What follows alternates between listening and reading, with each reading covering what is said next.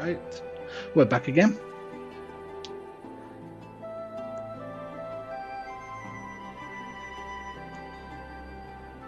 I forget where we were up to.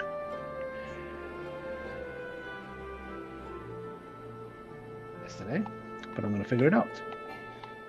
We finished patch, was it 5.1, I want to say. We're doing 5.2 now, something like that. Which has 10 quests. Commander Alden awaits us in the Royal Palace if you would follow me.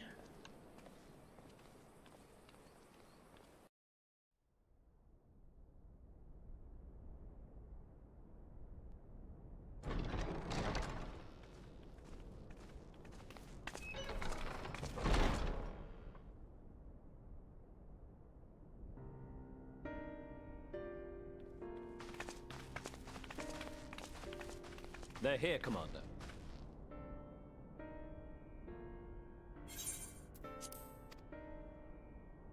And I, for one, am grateful that they are. Told you've been busy since our paths last crossed at the Gimlet Dark. Not that I understand half of it. When the Scions spoke of other worlds, I'd struggled to describe what I pictured. Mayhap things would seem clearer were I to hear the tale from your own lips. But I'm afraid the situation will not afford us that luxury. I trust you two require no introduction. We meet again, hero of Eorzea.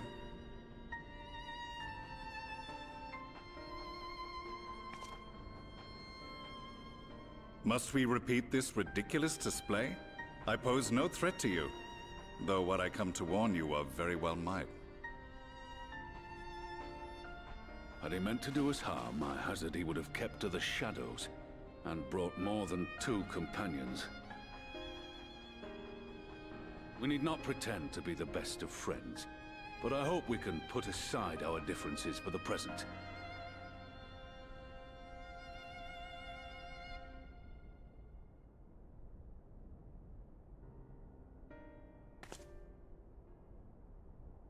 As you are doubtless aware, Sir Estinian and I cooperated to rid the world of Black Rose in your absence. Our journey together took us as far as the Imperial Palace, where we witnessed Emperor Varus meet his death at Xenos' hand. Being the sole witnesses to this crime, and in no position to defend our innocence, we were then forced to flee, each pursuing his own avenue of escape. When we were later reunited, Estinian claimed to have encountered an unfamiliar kind of machina during his flight, but to me his description seemed anything but, and upon further investigation I found that I was right.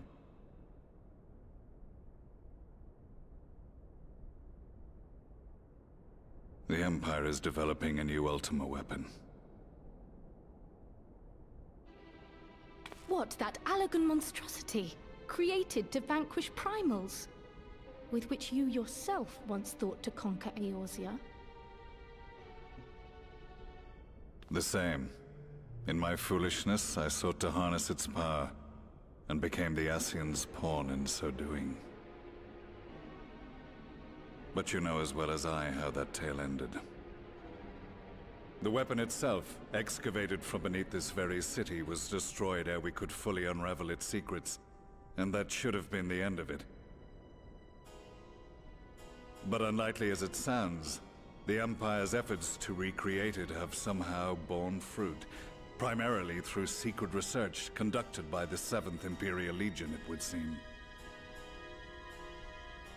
Wait, the 7th was all but annihilated at Cartano, along with its legatus. Indeed, few survived. The 7th, as it is now, has little in common with the Legion led by Vandarnus, and its leadership has changed hands several times since. Precisely how this project has continued despite such turmoil, and under whose auspices, remains a mystery. What we do know, however, is that a number of prototypes have been produced. and that one of them is on its way to Eorzea.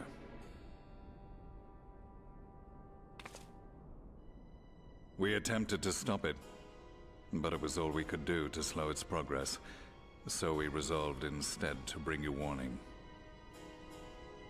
And right glad are we that you did, though it soundly dashed our hopes that tensions might ease at last. As it is, we've begun to strengthen our presence in the Gimlet Dark, and are assembling a force to meet the coming threat. A force with you in its vanguard, I hope. Before you say anything, I know full well you have pressing concerns of your own. Your comrades remain in peril, and I would not ask you to forsake them. But the fact remains that you, and you alone, have faced the Ultima weapon, and emerged victorious. We need you. And so, when the time comes, if your comrades can spare you, I bid you lend us your strength. I've assigned an officer to await your word.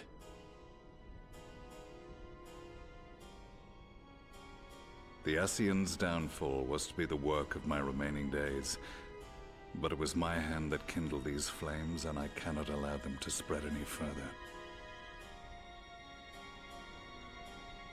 I will do what I must to see this mistake consigned to history once and for all. Even if it means begging your aid. The Fates will enjoy the irony, even as I endure the ignominy.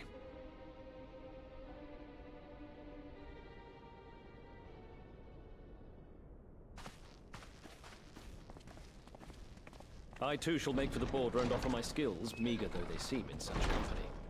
Mayhap we shall meet there anon.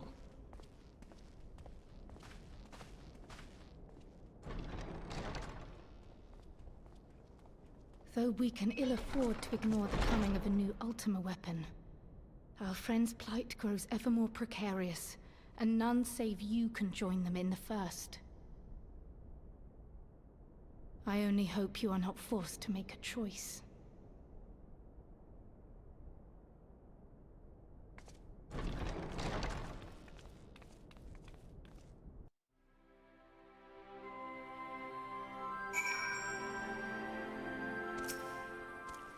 Okay. As ever, the way forward is paved with difficult decisions. Is it though? We're going to kill this Ultima weapon. We can ill afford to ignore the threat of a new Ultima weapon, but with each passing day, the plight of the Scions grows ever more perilous. If you cannot stay for a debriefing on the Ultima weapon, I will not stop you. I only ask that you confer with me returning to the first. Before returning to the first. Oh no, blue quest. Oh. Yeah. I really want a blue quest, but I'll have to take it. Resistance and Alliance forces prepare in earnest as a new threat looms on the horizon. As you may have heard, Commander Aldin has given orders to embark from Alliance headquarters to hold back the advance of the Empire's latest menace. Not that the soldiers stationed are too chuffed about being on the front line against these new weapons. If they're designed to slay primals, they'd make short work of us mere mortals as well. Mind you, it's Geistbelzer and his followers who have led the charge so far. By all accounts, they've been giving as good as they get. Unfortunately, their sorties have met with little success. I dare say they'd benefit greatly from your presence on the battlefield if you're ready. My colleague over at Porta Praetoria will show you the way.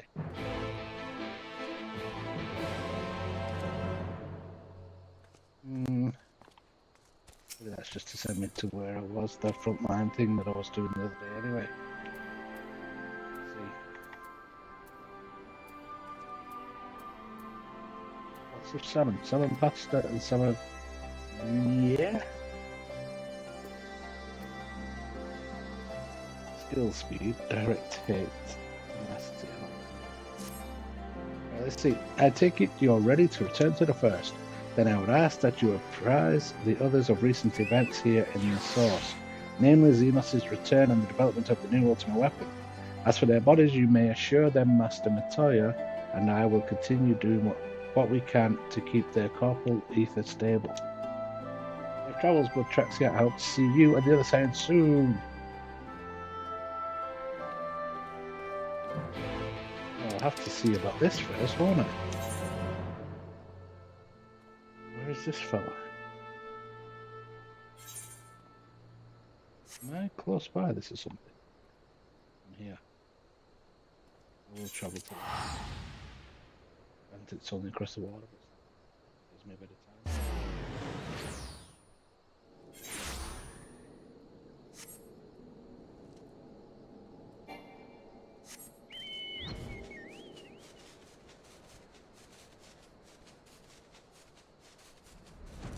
Hello, Resistance Fighter.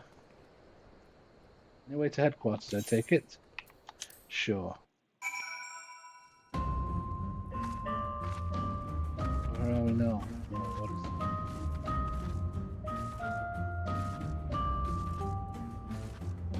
it? Yes.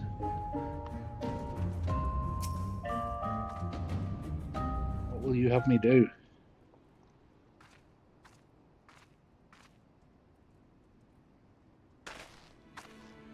So your mind is set. Then I shall apprise you of the situation. We have discovered that the previously abandoned Ultima Weapon project is being helmed by the reformed 7th Legion. They have already succeeded in proceeding several prototypes, one of which is set to be deployed on the Eorzean front. Its name is the Ruby Weapon. Her and I were able to get within striking distance during one of its test runs and made an attempt to destroy it. An attempt that ended in failure. Alas, based on our knowledge of the original Ultima Weapon, the explosives we employed should have been sufficient to blast through its armor plating. They barely left a mark. We suspect the gifts of its predecessor may have proven the source of its resilience. As you well know, the Ultima Weapon was designed to absorb ether from icons, and the Ruby Weapon no doubt shares that ability. If any were summoned during the uprisings in Garlemand's occupied territories and thereafter consumed, our enemy would become all the more formidable. But its near impenetrable armor was only the beginning of our troubles. It fought back with whip-like claws that can be extended and contracted at will. In the face of such opposition, we were forced to withdraw. Ice was injured, shielding me from the Ruby Weapon's assault. Even now he struggles to stand. Damn it all, if I hadn't been so careless, this wouldn't have happened. You need not concern yourself. Let us not forget that I am the one who initiated the Ultima Weapon project. If I must give my life to bury this shameful legacy, then so be it. If you were to face it as you are now, you'd be cut down before you even hobbled within firing distance. In any case, we can't afford to lose the information in your head on both the foe we face and the Empire itself. We all know that asking for Blood Traxia's assistance presents our best chance of stopping that war machina. It's true that if anyone were capable of putting down such a monstrosity, it would be her.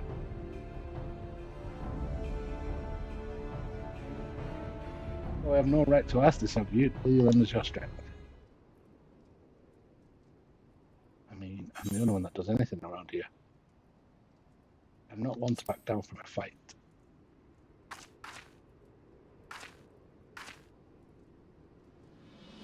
You have my thanks.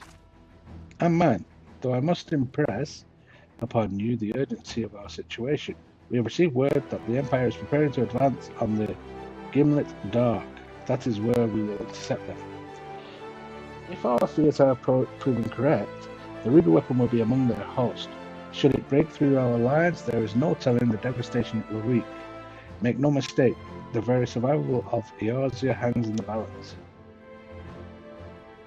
Once you have steeled yourself for the battle ahead, your escort will lead the way.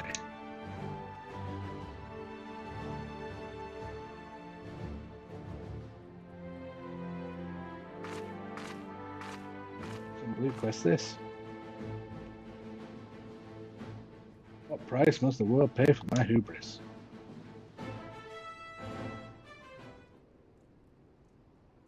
We'll find out, won't we? A short while earlier, in the Garlean-occupied city of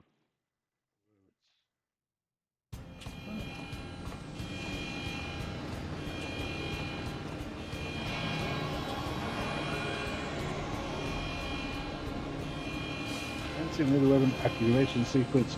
All units stand by.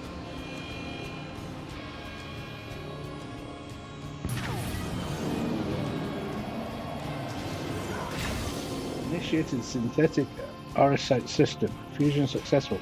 No signs of incompatibility awaiting your signal. Ruby weapon codename Darkness, ready for launch. Ruby weapon.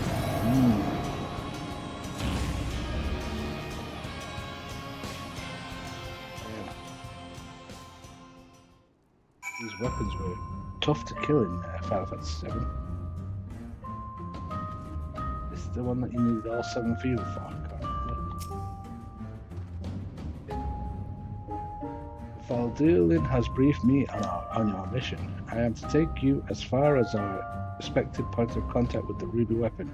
Once we arrive, the rest is up to you, I'm afraid. Cinder Drift.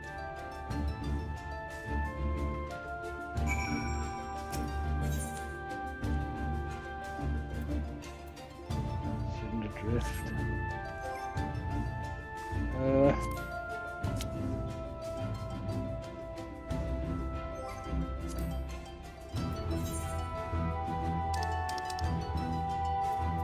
There. Why can't I do this? What's wrong? Which item level 455? Damn. Do I have that on my summoner?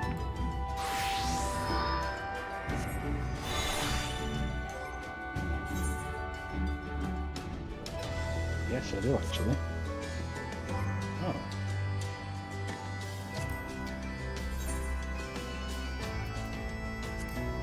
Try and get this one out of the way. Done.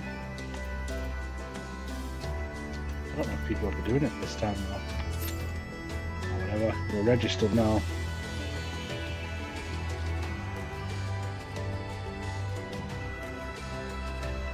Right, I need to go to the Crystal Exarch, so this is free. I'll carry on with this.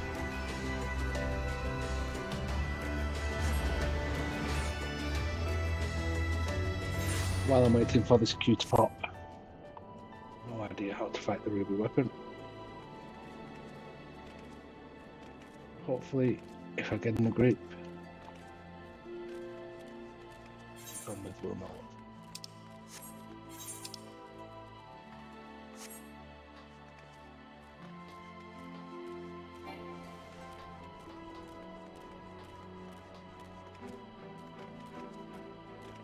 Average wait time 11 minutes, so that's not looking good.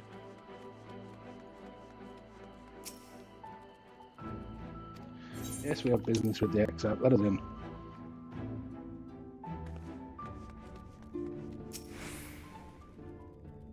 You've come at the most opportune time, my friend. I've made something of a breakthrough in my research on the soul and the means to return the science home. I trust you too have been making good use of your time. Tidings from the source, you say? Then are some of the others that we might all be apprised of the situation.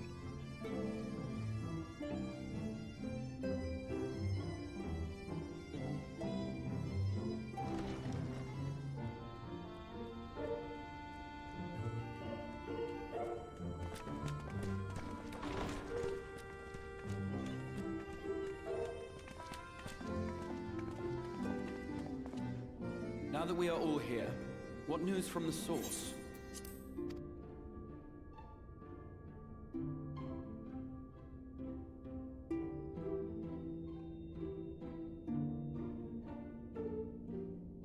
A new Ultima weapon. We must count ourselves lucky that Gaius has pledged his assistance. While this is indeed a worrying development, I think the state of the Empire as a whole greater grounds for concern. With the Emperor slain and Xenos returned, it is impossible to predict how matters will unfold in Garlemald. The Ultima weapon may be but the first of many unpleasant surprises. The situation beareth closer observation, of that there is no doubt, and doth compound our need to return unto the source.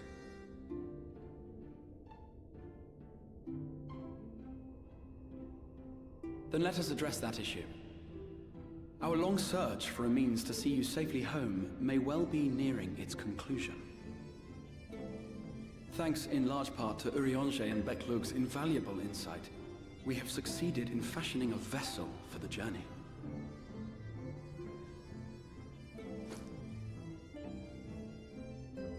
We set out to create a crystalline container retaining the more useful properties of white aurosite, but without its regrettable limitations. And after a good deal of trial and error, we made one. An ark for soul and mind both that will allow your incorporeal self in its entirety to be ferried between worlds. A spirit vessel, if you will. However...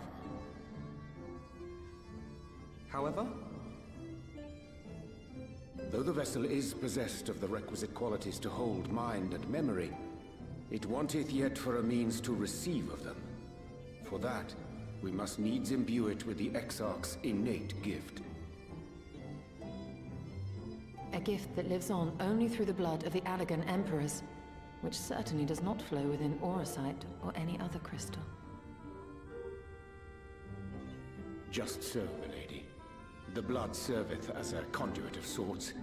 In its absence, memory cannot pass from mind unto mind, nor from flesh unto crystal.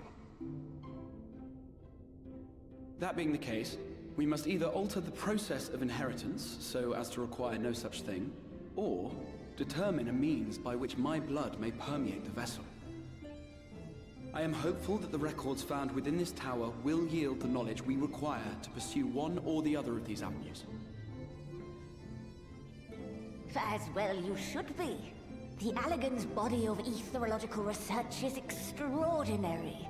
I can scarce believe it the work of ages past. But its underlying principles are not so very different from those of my own field of study. Given time, we will find the answers we seek.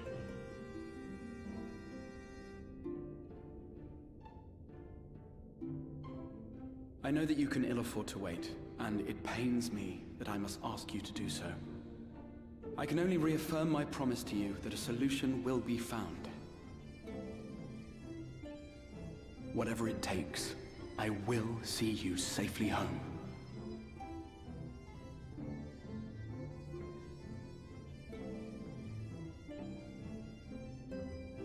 My apologies.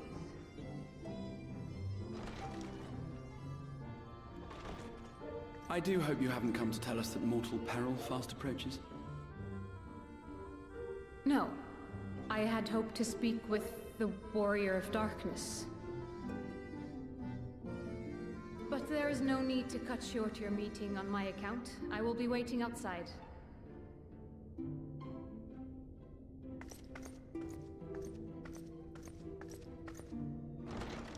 Why not speak in here? She knows I don't mind. Unless she didn't want to. Perhaps I might accompany you. Though I am woefully ill-qualified to assist in the Exarch's research, I may yet be of some use to Lena.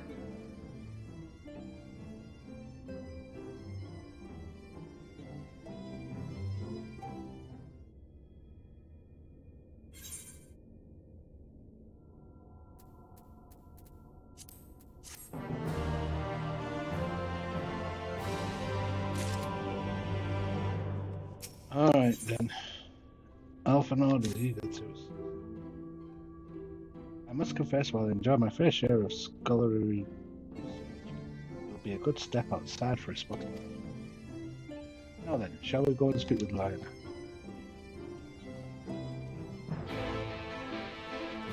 We've got 2 deeps queuing now. It normally says 5 or 7 minutes for these queues. The trials, but it's saying 11. Doesn't bode well. It won't be 11, it'll be much longer. But we'll keep it going as long as we can. We have little time, so I will be brief. A sin eater has been sighted in Lakeland, and I ask for your assistance in slaying it. A sin eater? I had heard some few yet remained after the knight had returned, Or perhaps we should call the others. That will not be necessary. It is only a single senator. Simple task for our guard, I should think. That said, I believe fighting alongside the Warrior of Darkness would be a valuable experience for them. These can lead to complacency, and they gain nothing from an easy victory. But you do not underestimate your foes, however harmless they may seem. My men would do well to learn from your example.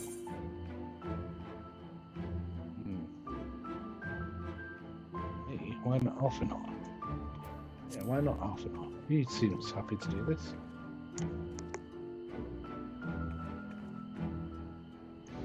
You cannot be serious. Come now, Drexia. What could be more inspiring than fighting alongside the renowned Warrior of Darkness herself?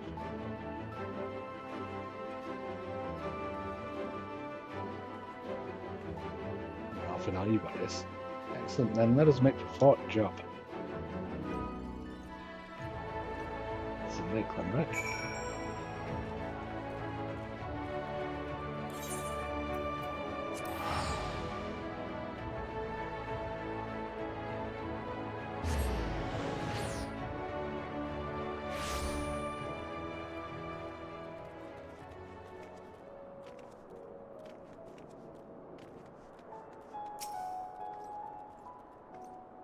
If you'd wait here a moment, I will gather the others.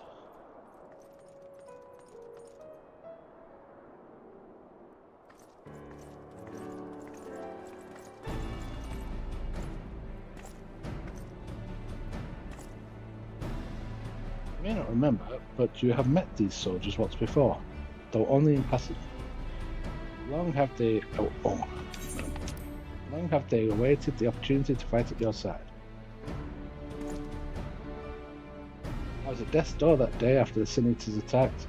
If you and yours hadn't come along, I'd have likely stepped through, and I wouldn't have been alone. Your courage and selflessness is something we all aspire to. I too was there that terrible day. My friend was transformed into a Sin Eater before my very eyes, and I had no choice but to cut her down. The thought of returning to the field of holding blade again filled me with dread. But that is no way to honour her or my comrades, and so I have returned. I swear I will not let you or anyone else down from this day forward. A pleasure to meet you, miss. Truly, it seems like only yesterday I watched as you took fight astride an Amaral to go and save the Oracle.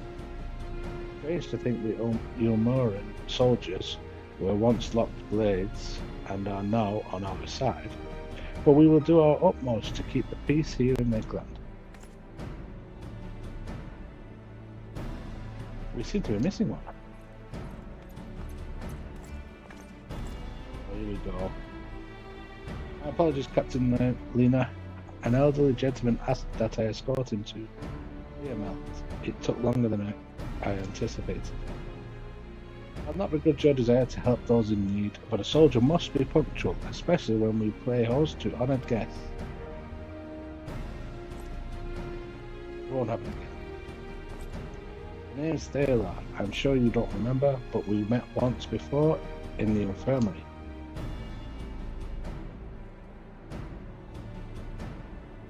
I asked you to deliver a message to the Exarch and Warrior of Darkness. Little did I know, I was already talking to her. Don't give up, don't give in. I keep those words close to my heart, and the boundless beautiful skies above serve as a reminder of their importance.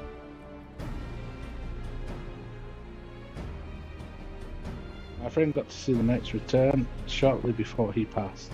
He left this world with a smile, as satisfied with a glimpse of what was to come. But there are countless others who weren't so fortunate. They give their lives for the promise of a future they'll never know, and so it fails to us to do everything we can to fulfill that promise. No matter what happens, we won't give up, we won't give in.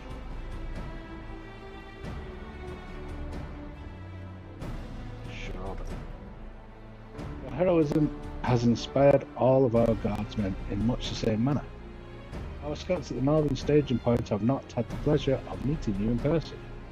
Let us not keep them waiting.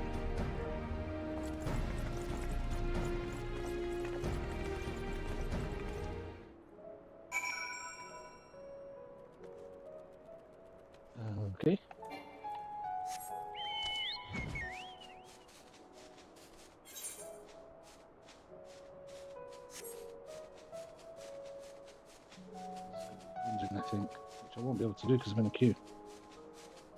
I might sack that queue and do the dungeon. Because it did say 11 minutes, it's now up to 13, new one for you.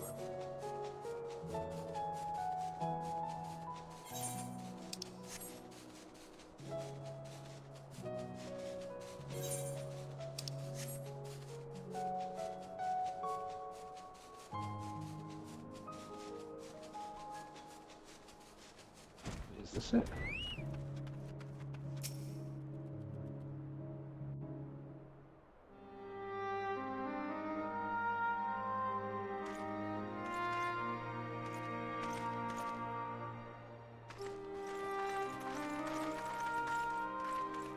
Said it already? Did you slay this eater? Your orders were to await the main force before engaging. No, Captain. It wasn't us, I swear it. A man came out of nowhere and cut it down before we knew what was happening. By himself? Certainly it is no light warden, but nevertheless. It's true. Felled it with a single swing of his axe, he did. I've never seen anything like it. So I says to him, "Who are you, the warrior of bleeding darkness?" And he says, "No, I'm a warrior of light." And that was it. Buggered off as quick as he came. A warrior of light? Why would someone go around calling himself that, though? It was those bastards who caused the flood. I mean, if you were going to pretend to be anyone, it'd be her. The warrior of darkness. Eh? Oh, I didn't know. It's an honor.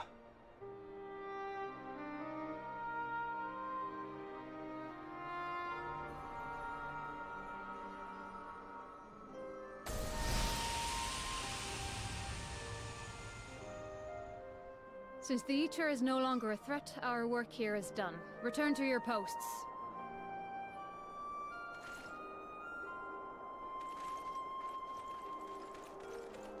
I had hoped to fight at your side today. But I'll continue to follow your example, and may we meet again.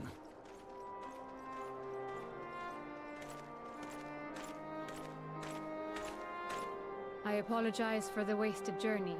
It seems I overestimated the threat. As for this warrior of light, I do not know who would be brazen enough to take that mantle for his own. Whatever it may once have meant, it is forever tainted by the association with the Flood. The Exarch told me the truth of Ardbert and his comrades' deeds, and I am aware they played some part in your own triumph. But to most, they are synonymous with the calamity that befell this world. Still, if this man is minded to destroy Sin Eaters, I may forgive him his unfortunate choice of alias. But that is neither here nor there. I thank you for accompanying me. With that concluded, shall we return to the Crystarium? There is a proposal I should like to make.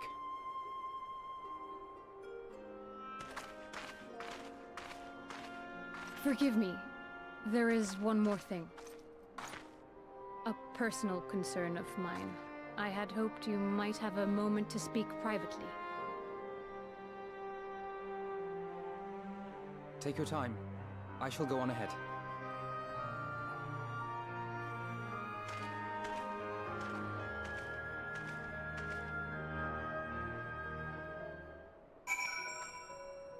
Okay, what's up, Doc?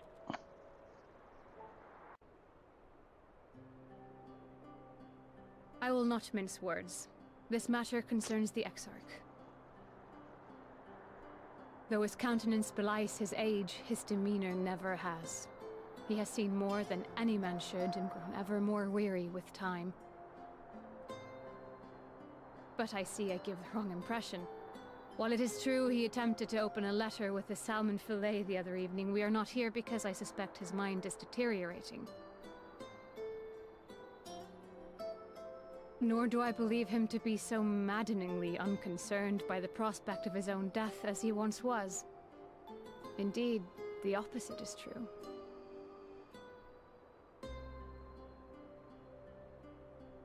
It is for this reason that I seek your advice. Since he returned from the Tempest, the Exarch is not as he was. He seems a different man, a younger man. I know not the details of his research, but when I saw him at work recently, there was a glint in his eye that I had never seen before.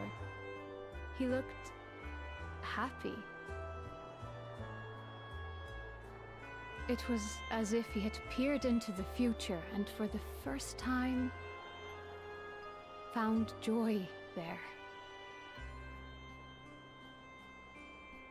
Though it gladdens me to see him thus, I wonder if I should not keep my distance. I fear that my presence will only anchor him to the past, remind him of all the pain that came before.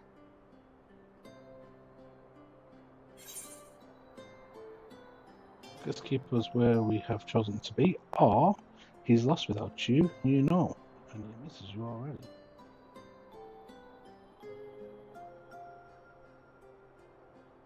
Sure, we'll go with the anchors. Is that so? Then perhaps we might remain as we were, as we have always been.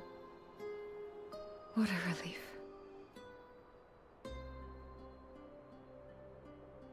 In that case, I will have to speak with him about the amount of time he is spending at work.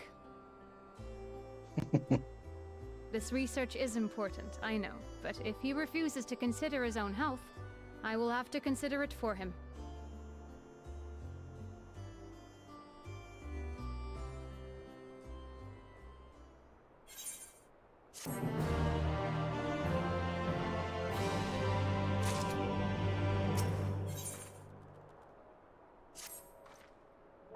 I will not keep you. You and your comrades have much to discuss. We'll see the others back at their posts.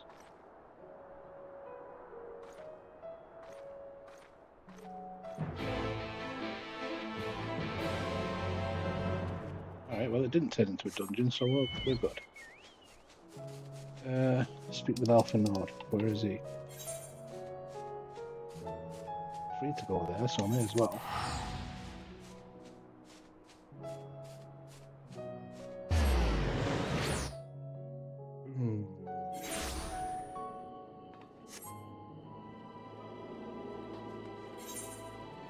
Where actually is he though?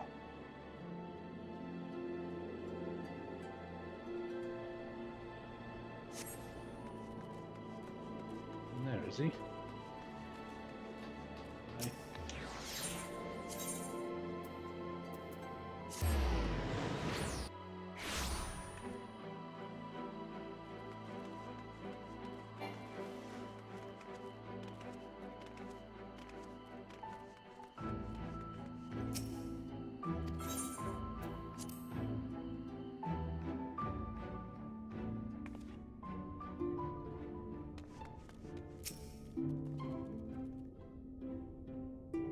The others were quite shocked to hear of what we found.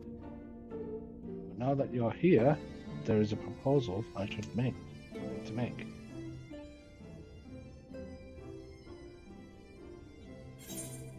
I'm going to have to read it. Meh. I have been spending a great deal of time in the Cabinet of Curiosity, and of late I have noted more and more people perusing books on history, the years leading up to the Flood in particular.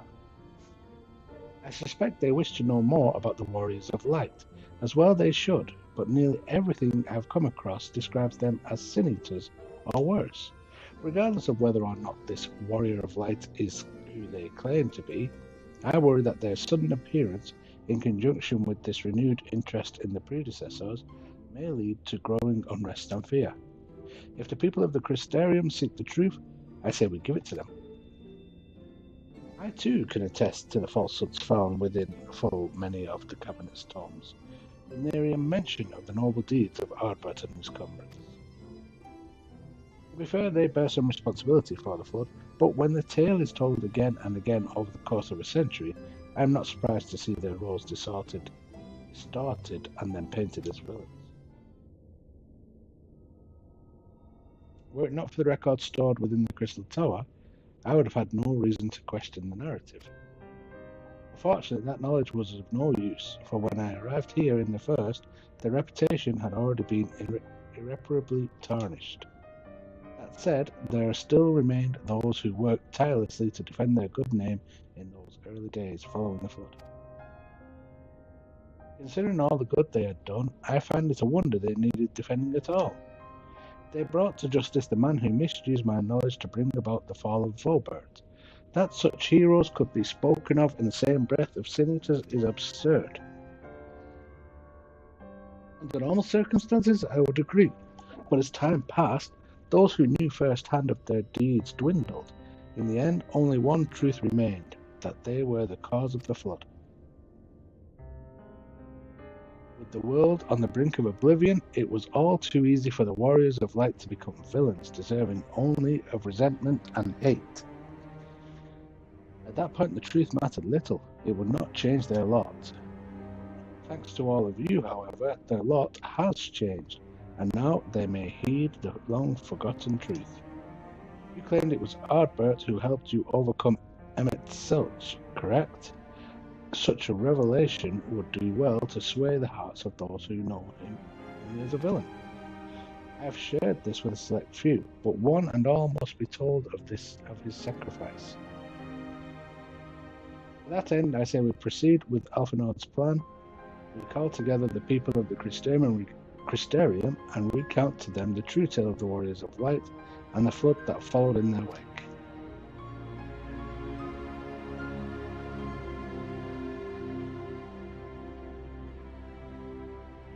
Although, well, what do you say, Bloodtraxia?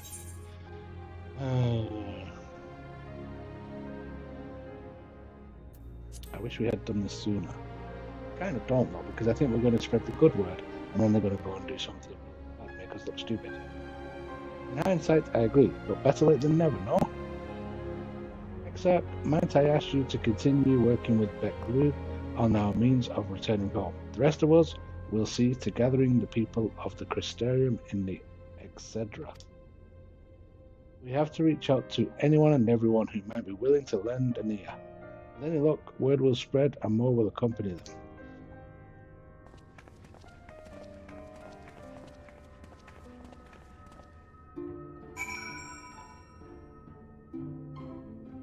Alright, speak with people in the Crystarium. Right. All over the place though, and I still haven't figured this place out.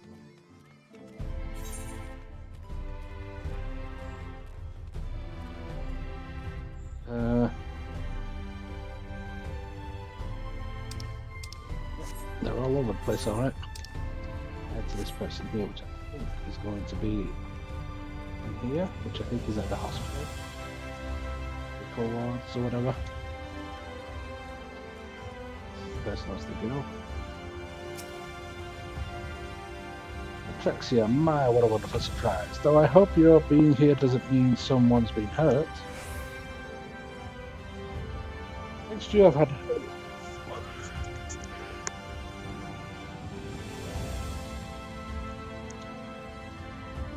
Sorry about that. Oh, I just need to do a big yawn. Morning, sir. Thanks to you, I've had a far fewer patients coming through my door of late, which is a shame, come to think of it. I have had fewer opportunities to test my new medicines.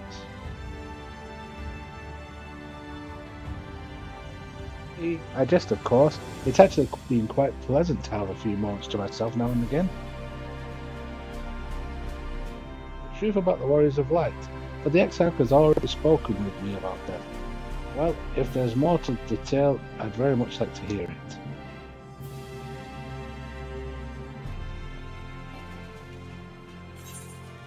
Sure you would.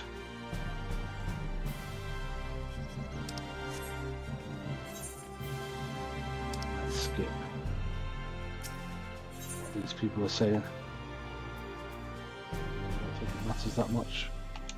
Go there first, because there is one.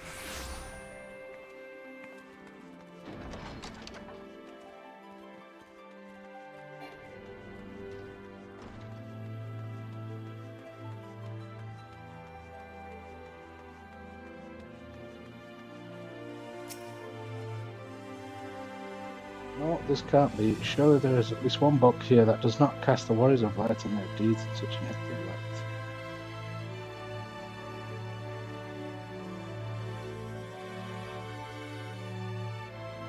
Trixie, forgive me. The Cabinet of Curiosity has been bustling with visitors of late, but I fear our repository lacks for the knowledge they seek. People wish to know the truth of the fraud of the Warriors of Light. I have searched high and low, but alas, every account portrays them as no better than sin eaters. Abominations worthy only of scorn and resentment. I know they were not always judged so harshly, yet I can find no proof, and I dare call myself a librarian.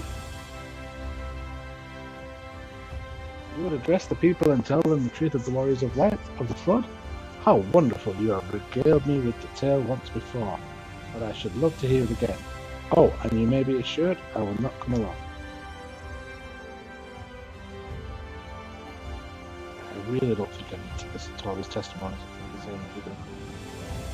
I'm going to start skipping. 100%.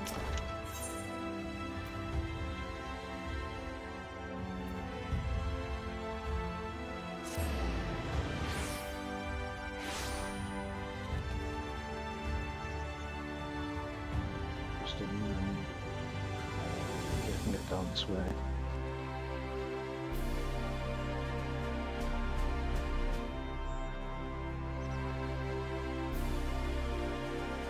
To be my hard for this. Just for the extra speed. Yes, you're going to come and listen to us talk about the Warriors of Light, aren't you? Yes, of course you are.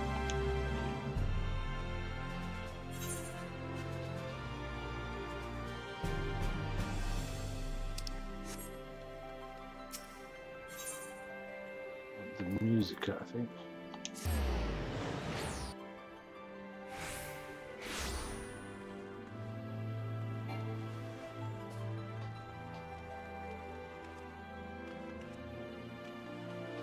Okay, you know about the Warriors of Light, right? You know all about it. I'm sure you do. Well, if you don't, come listen.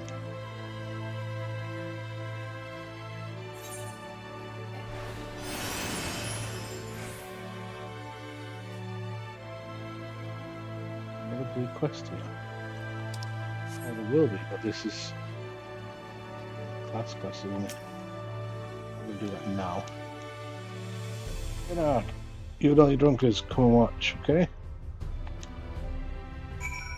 Listen to the story. Right, done that. Off now. Where is he going to be? I don't know where he is then. Where is he? Okay. It's a gate, but it can't be this. So.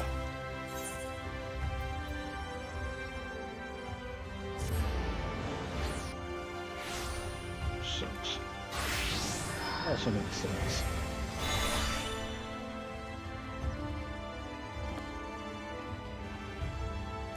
Right, half an hour, told everybody. There you are, between the four of us, I dare say we swept the Crystarium from top to bottom. Now we need but wait for the people to gather.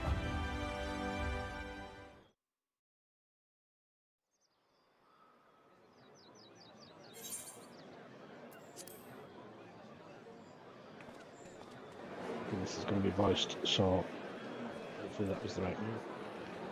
I don't want to have to solve Yes, this. this looks to be nearly everyone. Let us begin, shall we? Though I am usually the first to hold forth at such events, I think on this occasion that honor should fall to you. They would be more inclined to take the word of the Warrior of Darkness. Indeed. In light of the subject matter, who better than thee to speak these truths?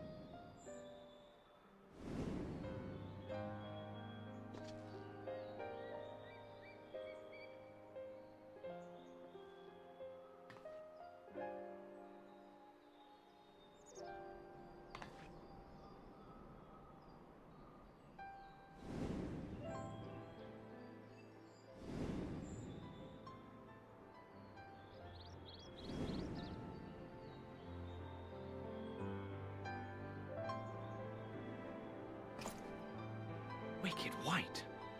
The Warriors of Light did all that? So they never...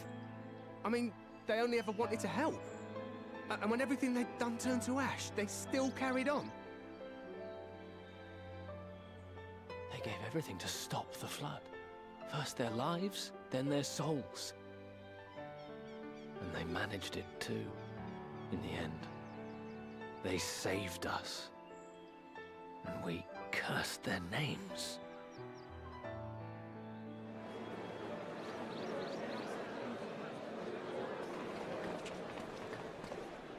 This should go a long way towards clearing the air.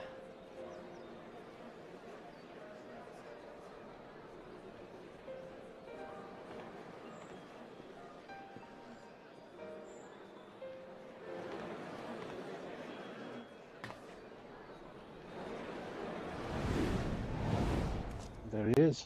He's going to be evil now, watch. Impossible.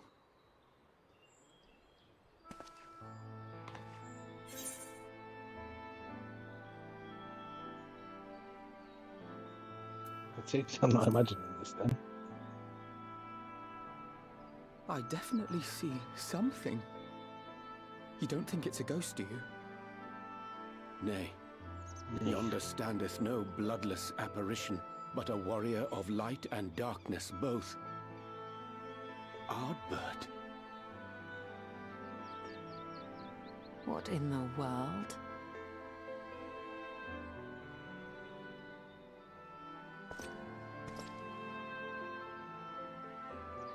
It's you! The one who slew the Eater!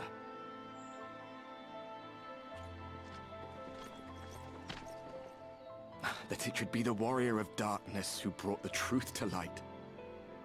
You've saved me a fair bit of time, though I have a few words of my own to say, if I may.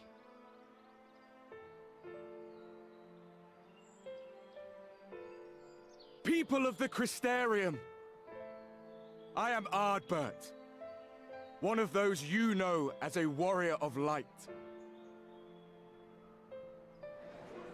That's impossible. You should be dead.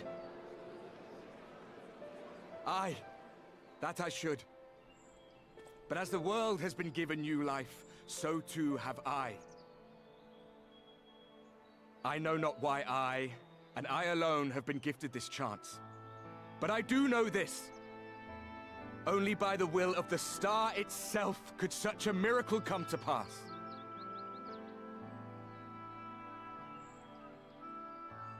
The hero who stands before you now, the warrior of darkness, is not of this world. And the day will come when she must return to her home.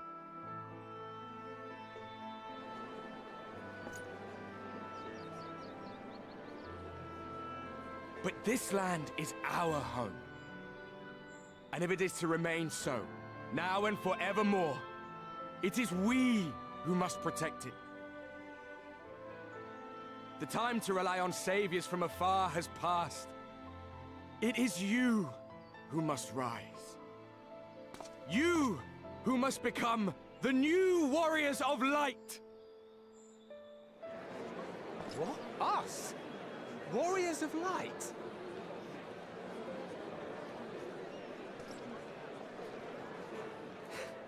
None of us were born heroes, my friend. I was only ever a man with a thirst for adventure. But wherever my journeys took me, I was invariably confronted with the same choice. To lend what aid I could to those in need, or not. And I always chose the former. Any one of you could do the same. All you need is the will to help your fellow man, and the resolve to see it through.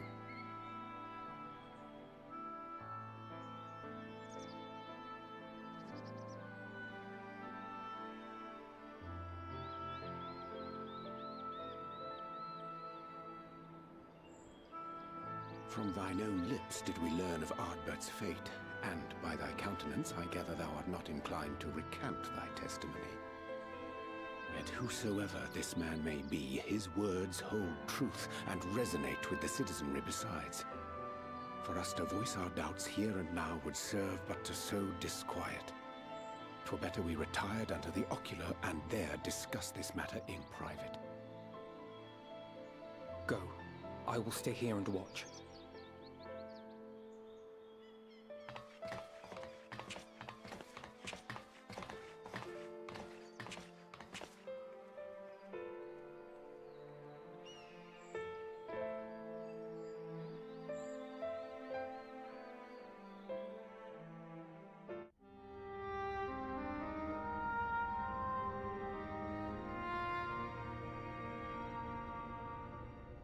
So, that is a warrior of light of the First.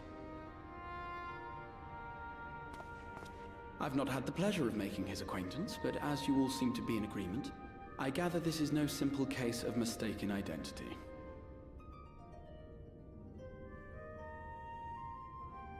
As far as I was able to discern, that was indeed Ardbert. It has been a long time, but not that long. Could he truly have been resurrected as he claims?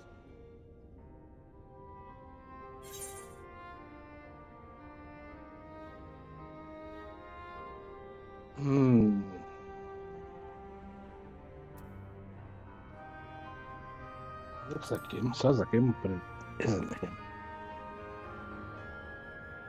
Ardbert did entrust his very soul unto thee. I see no reason to question thy judgment. Nor I. To my eyes, your ether burns as brightly as the day you slew Emmett Selk. That is proof that he is with you still.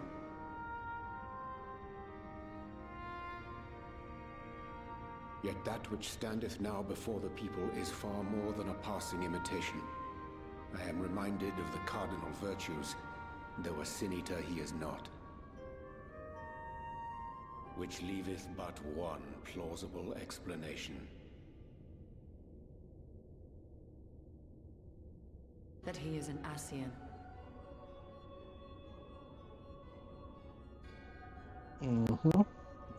Given their fondness for posthumous possession, I would have to agree.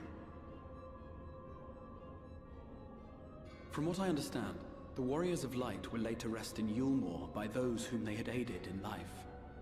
At the time, some few still remembered them as heroes.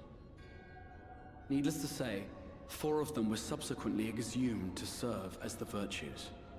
And if one knew where to look, Ardbert too would not have been difficult to find. Assuming then that this is indeed the work of an Ascian, my mind inevitably turns to the last remaining paragon to survive the Sundering.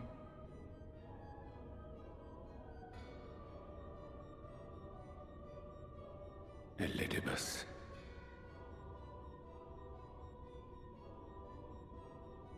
That Xenos hath reclaimed his own flesh is known.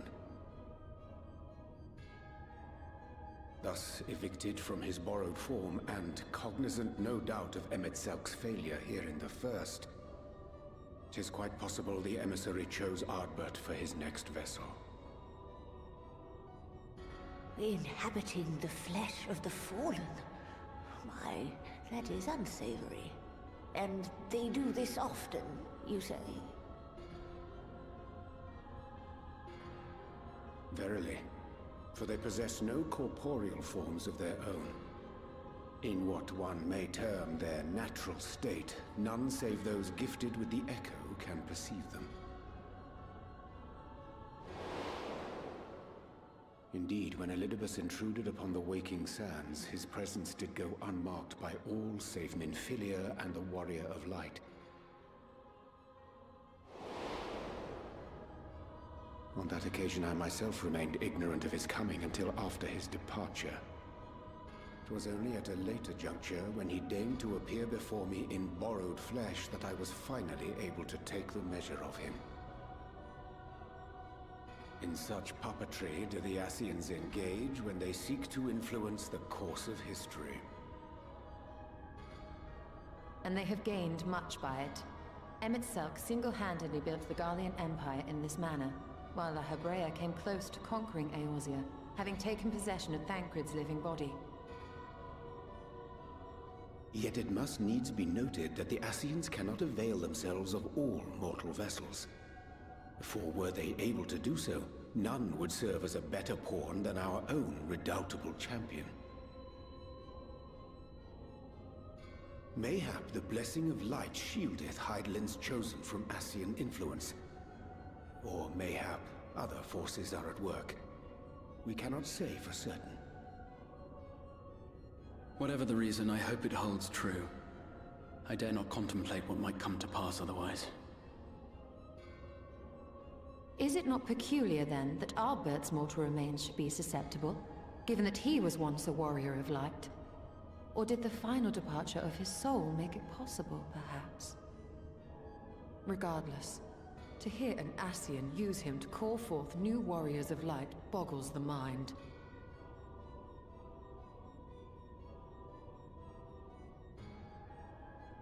Elidibus hath ever been an enigma, his ostensible purpose being to preserve the balance between light and dark. When he made overtures towards me, however, I was afforded a glimpse behind the mask of the self-appointed emissary. I shall not defend mine actions, undertaken in pursuit of a better understanding of our foe as either wise or prudent. Nevertheless, what little I did glean may now prove useful. Elidibus possesseth a subtle mind, practiced in the art of manipulation.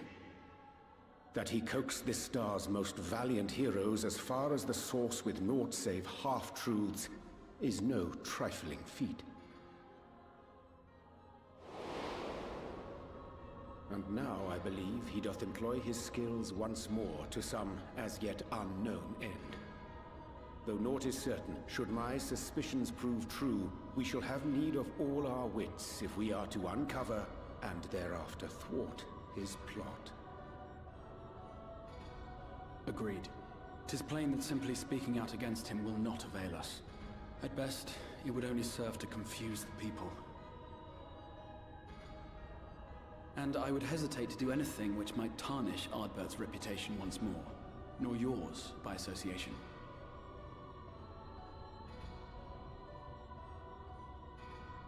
That being the case, it may be wise to keep a covert eye on this Ardbert's movements, as we attempt to discern his purpose and how best to mitigate his influence.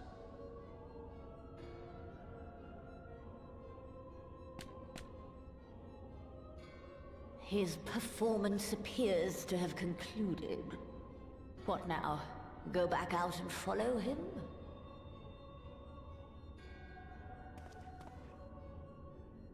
Twould appear Master Alphino already hath pursuit in mind, and I suspect one pair of eyes shall better serve our cause than half a dozen.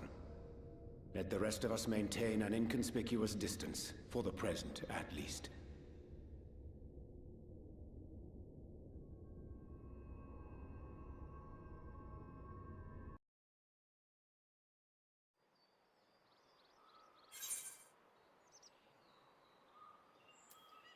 Okay, that was much longer than I expected it to be. So I almost fell asleep. Right.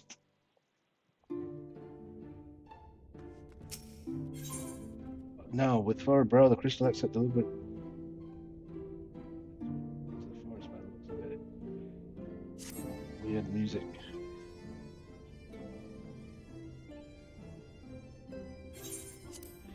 You did well to dispel the falsehood surrounding the Warriors of Light and their actions prior to the Flood, though I must say the reappearance of Ardbert, or rather, one who appropriated his identity, was a rather curious development.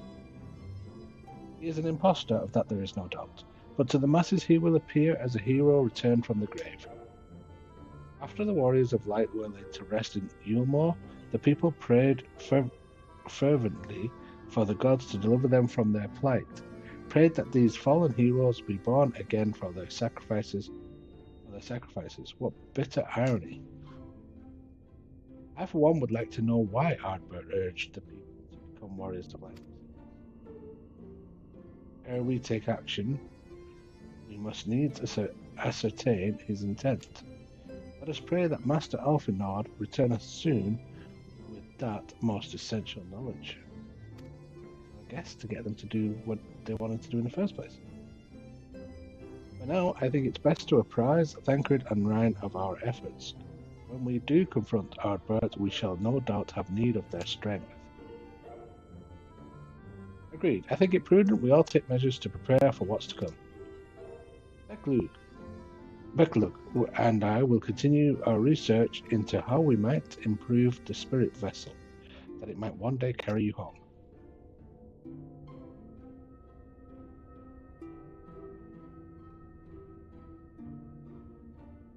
Then I think it time to return to the Greatwood. Until now, everything we have learned of the Ascians has been handed to us at their leisure. That was one of the MX-Celt's unique failings. I have no reason to think Elidibus will be as forthcoming. Fortunately, I recently received word from Fanau that heretofore unexplored chambers have been discovered deep within the Ravel. Almet believes the relics within tell of a great calamity that befell an ancient civilization, that of Ascians, perhaps. They may lead us to the truth we seek. Would you care for company? Be sure to let me know how that works out. I fail to see why that would be necessary given that you will be accompanying me. Don't be coy, it doesn't suit you.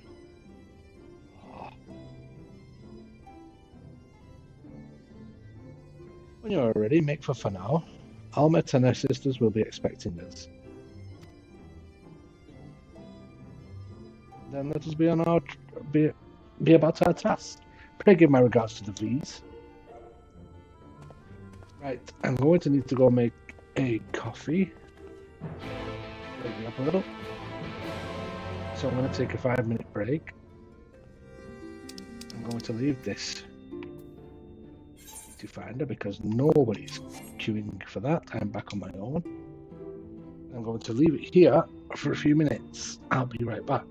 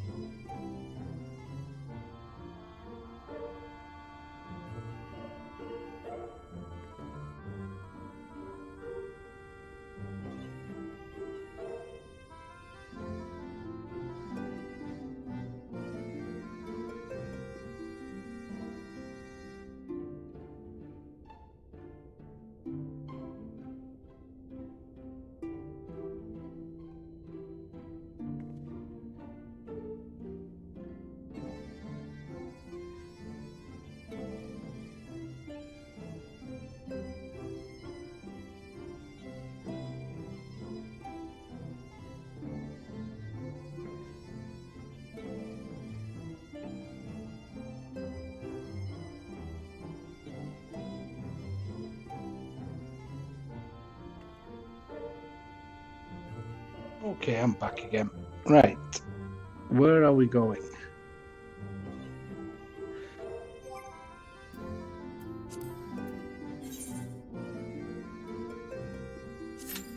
I'm going to stick myself back in a duty finder just in case. If I come up to an instance or something I need to do in the story that doesn't allow me to be in the group finder, then I will leave it. It's fine. For now, meant to be. Yeah, I think so. Yeah, for now, I'll stay in it. I'll stay in the finder. I'd love to get it done. And it's out of my quest log.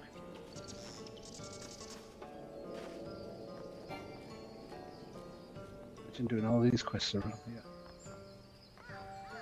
What's going to happen?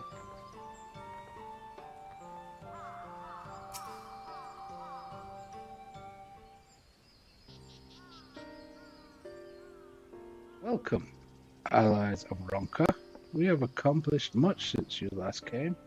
With the Light Warden dead and its minions dispersed, we have at last reclaimed our hunting grounds near Raktika Falls. It was there that we discovered more ruins. Although we ran afoul of no traps while exploring its halls, we determined that the innermost chambers were warded by magic. We all were in agreement. Before any investigation could proceed, you should be summoned. We are grateful that you did.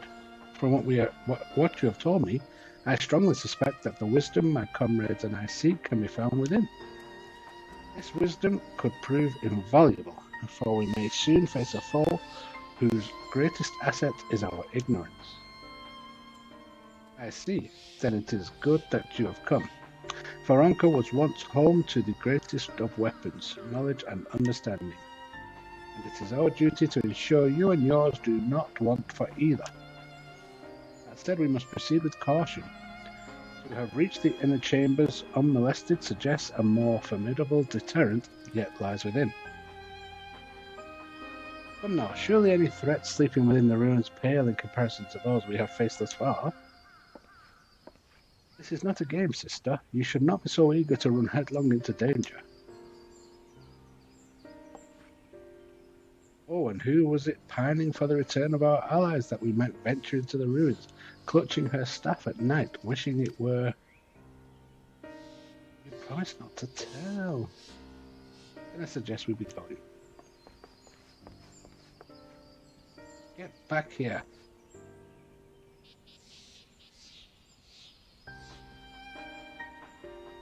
Remind me, exactly how old are you and your sisters? On second thought, perhaps it's rather better I do not know. May forgive their overzealous nature. None save we three have been privileged to escort you and yours into the ruins and bear witness to its secrets. Their hearts now burn with a curiosity that is not easily satiated. Please, you needn't apologize. As a seeker of knowledge myself, I understand full well their enthusiasm, and if not for your sedulous efforts to protect the ruins, we would not be afforded this opportunity.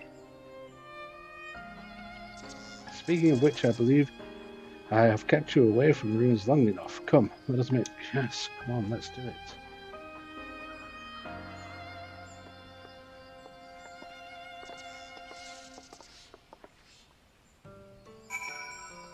I always have to get an extra word in.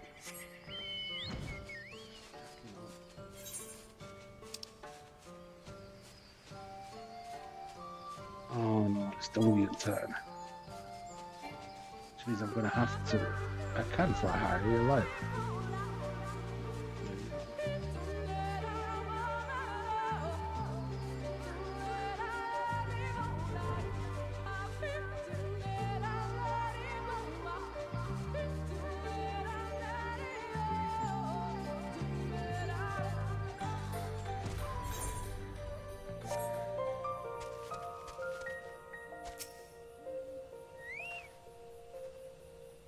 It is most strange for these halls to be left unguarded. Have care when breaking the seal on the chamber door. Danger surely awaits us on the other side. It is recommended that you set aside sufficient time to view these scenes in their entirety.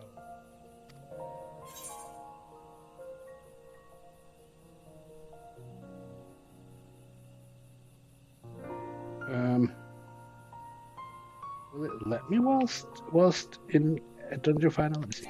Oh, I didn't think so. I have to withdraw then. Right, let's do this. Yes, I have enough time. Proceed. Oh, damn it, I picked the wrong character. I've done this with my warrior instead. Oh well.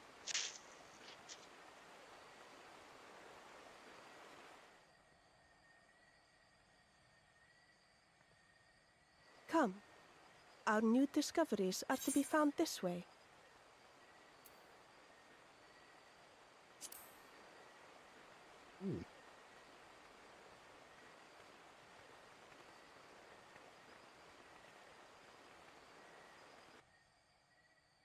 Nobody's. Well, this is not a trap. It's usually a trap, isn't it?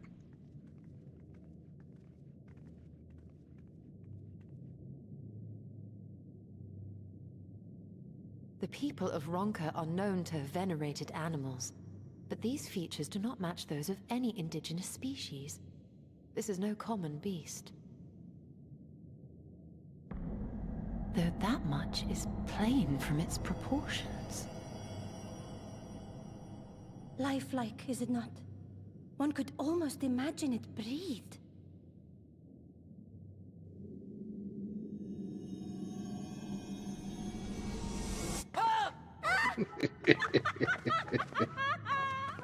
Why you... Ugh.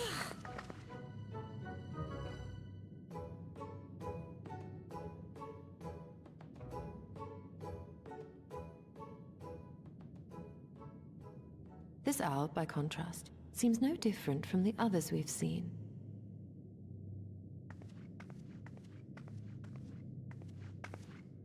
The sealed door lies ahead.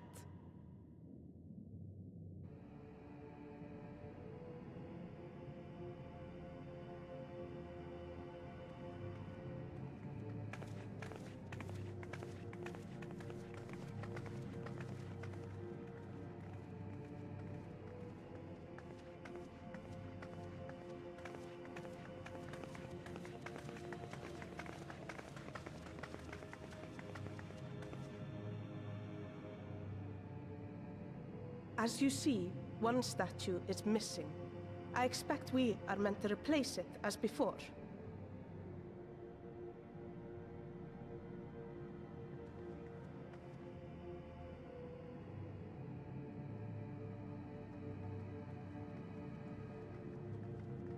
Too simple. There will be some additional defense mechanism.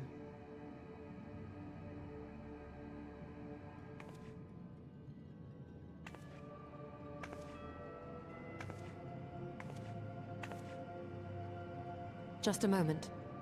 There are words carved into the stone.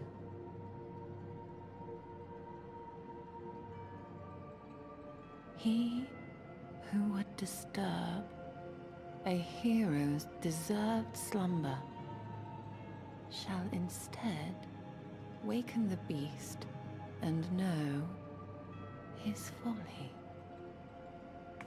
Wait! Don't!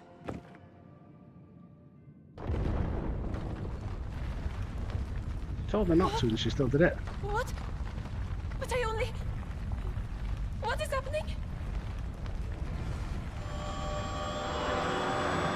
Now we're going to have to fight this dragon. Oh no, oh no, oh no, oh no, it lives! Why am I not surprised? Prepare yourselves.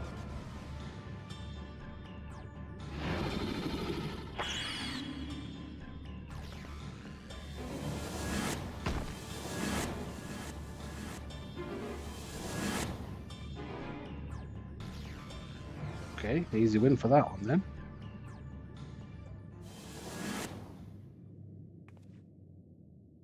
Oh, I don't really puzzle where we have to find the rest.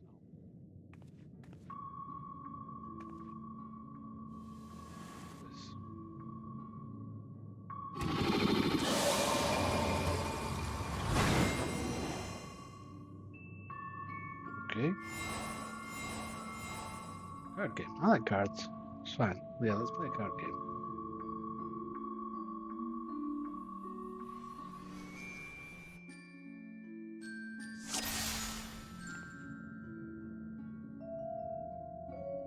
Trespass mortal upon sacred ground. In retribution for souls, 4 souls have I bound. Yet, to heroes proven learned and wise, a comrade's soul shall be their prize. If you would see the set free, answer me these riddles 3. 4 of them. Left of power, with kin do I vie, though sought apart, hang on and gone and gone. All the riddles of the...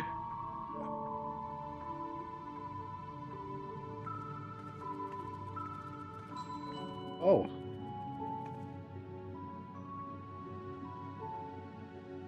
Left of paw. Something to the whole do our efforts.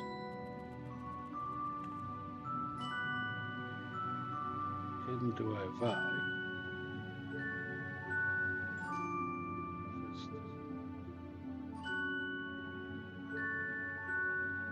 Well, a curl has a paw. Let's try this one. The last was upper. Keen and shrewd experience of blah blah blah. Prosperity. For this mistake, a single talisman I shall take. Oh shit, I'm gonna kill one of them.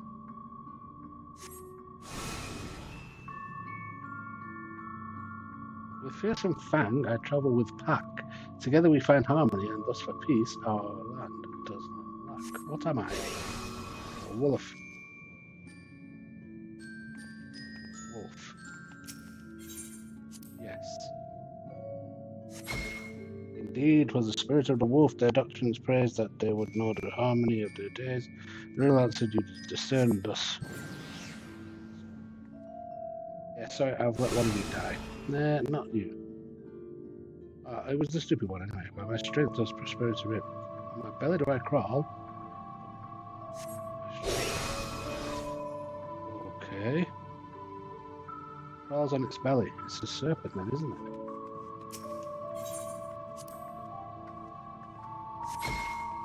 Indeed. The dread serpent turned protector, lured to slumber. It whirled asunder. The riddles answer you did discern. Blah blah blah. There we go. Okay, so that was 3. I only got 2 out of 3. There, you that which I yet to claim. Then we shall play another game.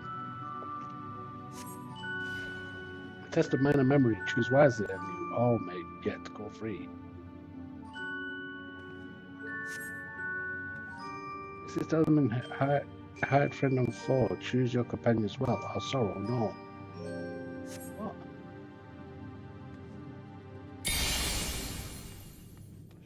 What?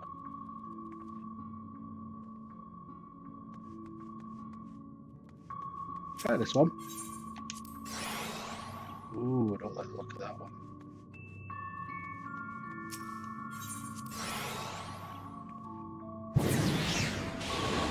Hey!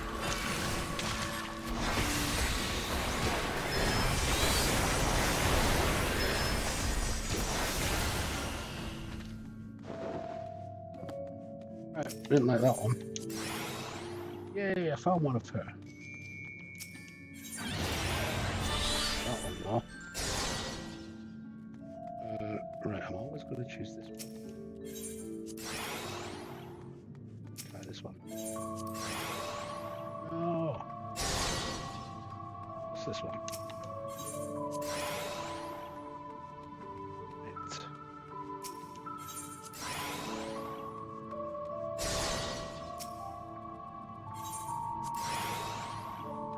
That one is this one.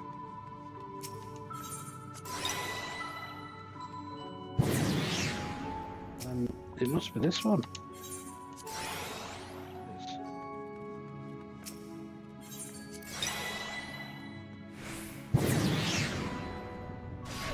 There we go. Together at last. Still, there remains one trial you must pass. Why? If you would glean the knowledge enshrined in this earth, I would first acknowledge your worth.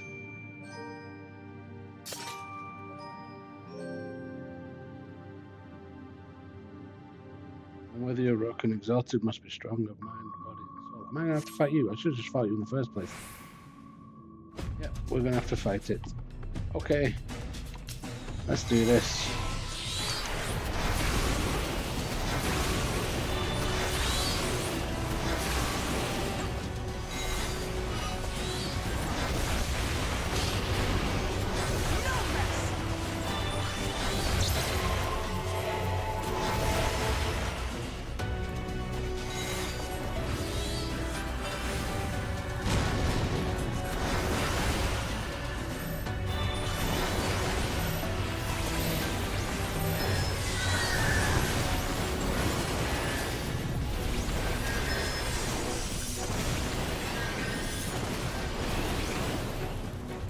Summon, huh? I'm gonna summon.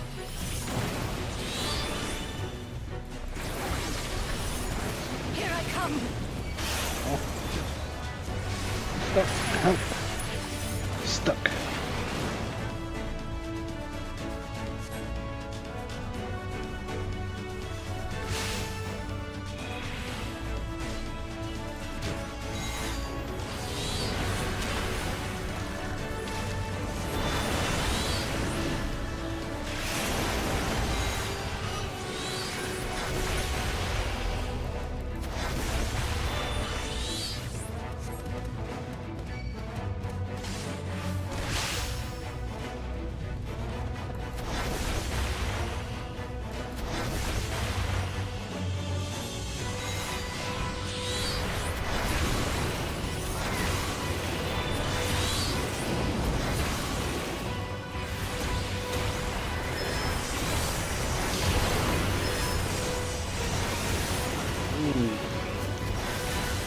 Why are they so close to it?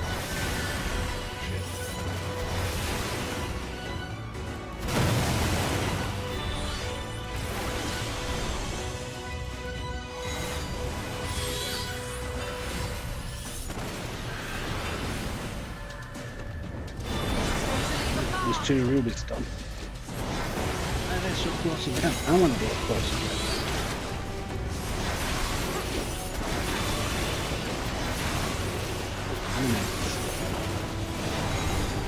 Poison me.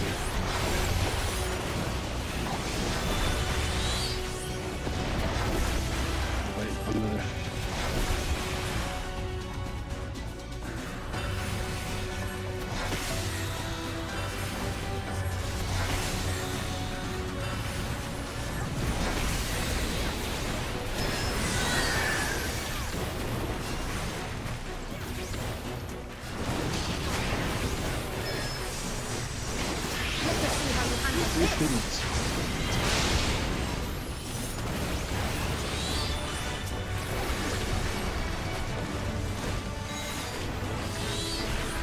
Oh.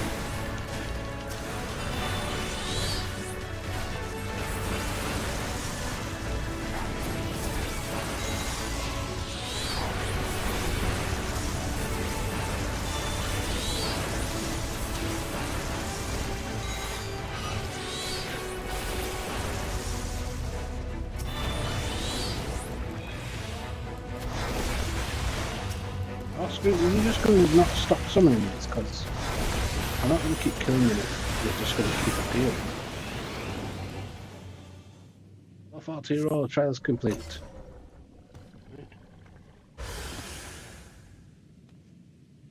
Give the trials threshold. It's wholly unexpected, but an exhausting ordeal nevertheless.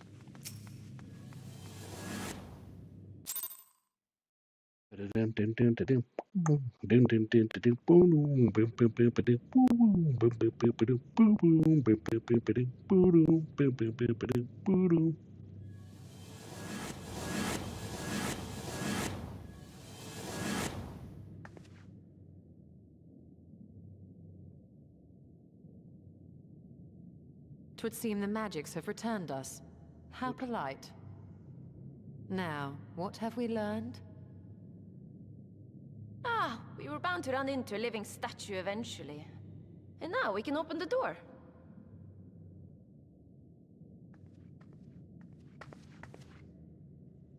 She's learned nothing.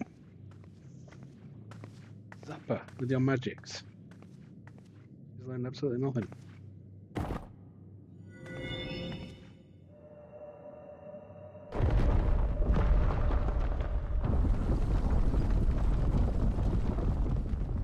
He who would disturb a hero's deserved slumber.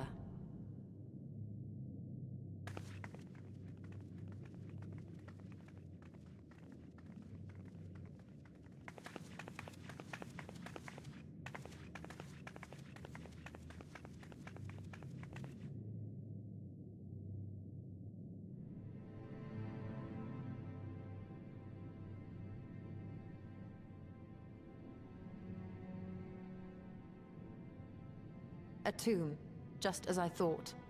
Befitting a hero.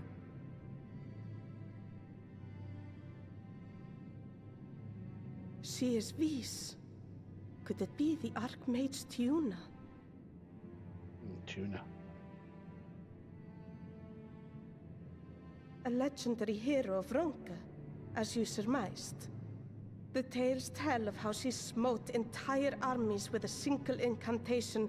So potent was her spellcraft, though she ever fought in the name of peace. I thought them no more than tales.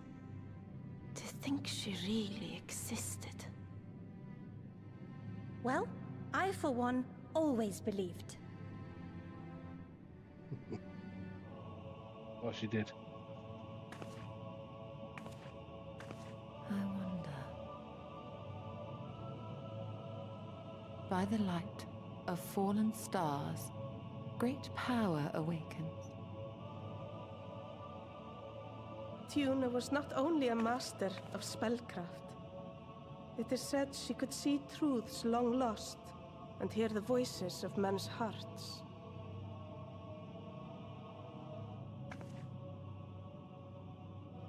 Naught less than the echo. In which case, none of this is mere coincidence.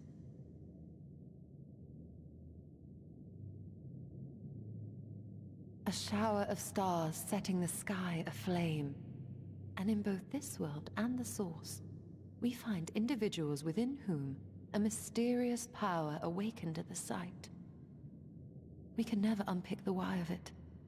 Now, however, I believe we might.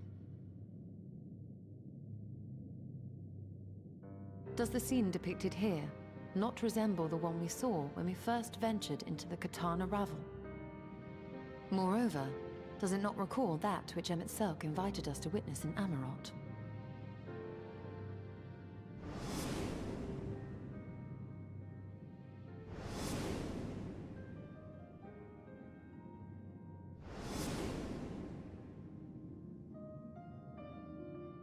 The final days. If, as the XIV's research suggests, soul and mind share a fragile yet profound bond, might it not be possible for an event to leave such a deep imprint upon the soul that it could be perceived eons later, given a suitable trigger? The echo defies explanation by conventional etherological theory, or shall we say modern etherological theory. But if it is a power that once belonged to the ancients, to souls yet undivided,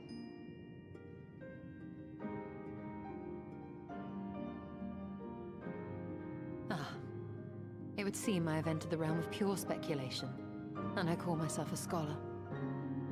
I shall refrain from making any further wild claims until such time as I have evidence.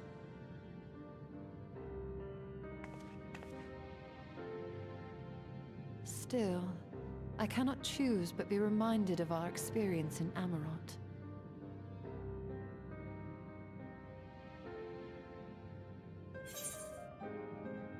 Then you must recall Emmett Seltz's dying request.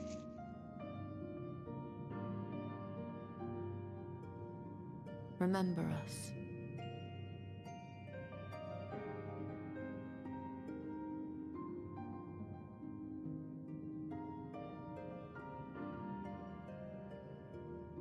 History is learned, not lived. We have always protected the Tales of Ronka, just as we have protected this place. But we are mindful of what our mothers taught us. We see the past through our own eyes, and speak of it with our own words. Thus do we come to understand it in our own way. But this is not the same as remembering. Your mothers were wise.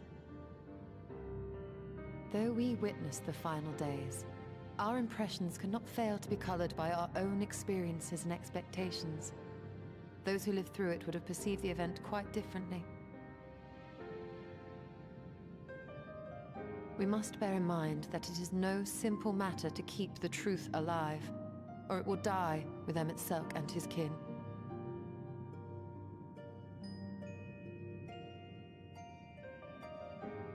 But we have disturbed Tuna long enough. Fanau will serve similarly well as a venue for our contemplations.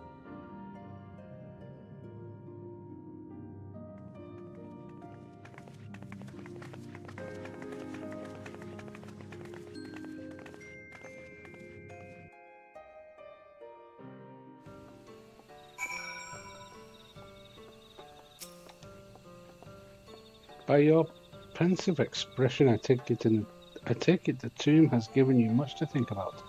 That is well. In time, the knowledge you have gleaned will lead to understanding and thus arm you for what is to come.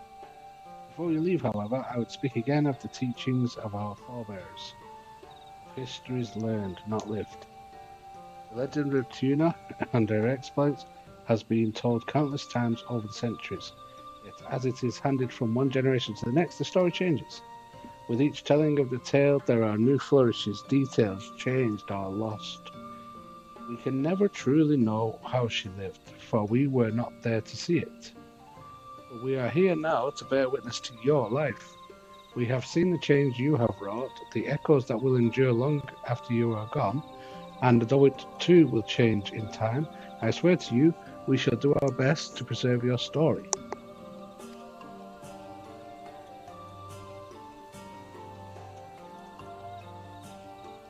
I hope you'll forgive me if I don't make an oath of my own, but I think it goes without saying we could never misspeak of your heroism. Perish the thought, so long as we are here, there are none among these who will not know of all you have done for Nordbrand. We are not deserving of such reverence, but we are grateful all the same. You can be certain we will have our own tales to tell of the great guardians of Raktika and the ruins of Ronka. I pray you safe travels then. As ever, we shall await your return with open arms.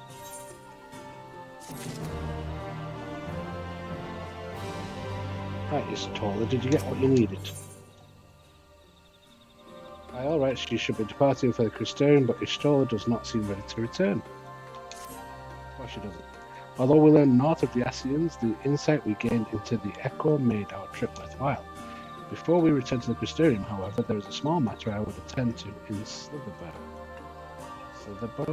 Slitherbow? Might I trouble you to come with me? Thank you. After we arrive, we should have a brief word with Runar.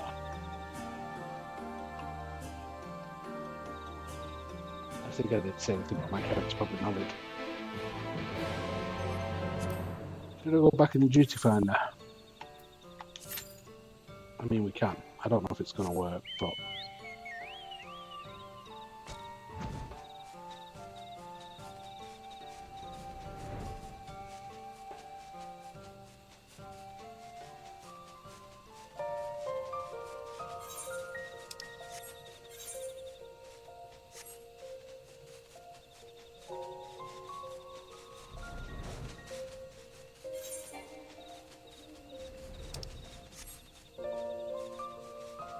I don't think I've all of this. How's about I just teleport? Go on.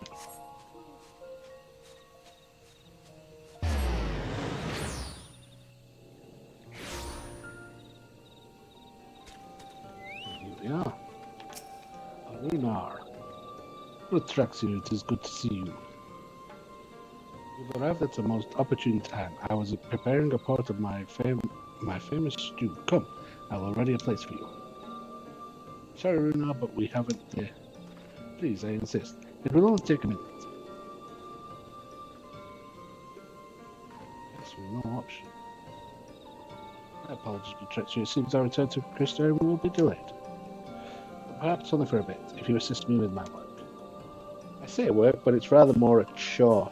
I must clean my chambers here in Shadowbringers from top to bottom. If you'll be so kind as to go fetch a broom from Askir, we might finish before Runa is done cooking.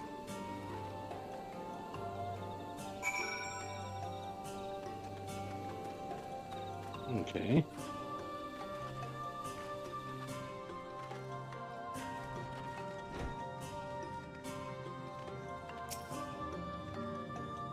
Broom? Yes. I can't imagine why she would have need of such thing, but here you are. It is old but sturdy and sure to suffice.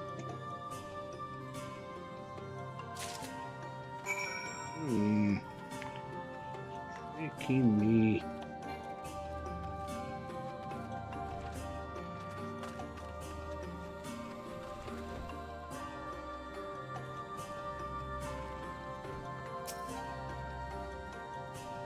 I trust Askir was able to find a broom for us. Yes, here you go.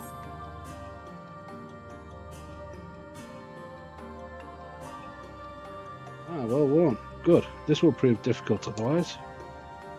Well, I must say, I think I did rather well for not having a broom thus far.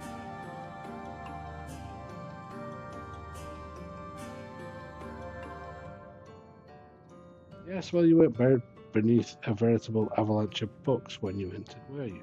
Right. Anyway, it is time I finished clearing with the of that broom.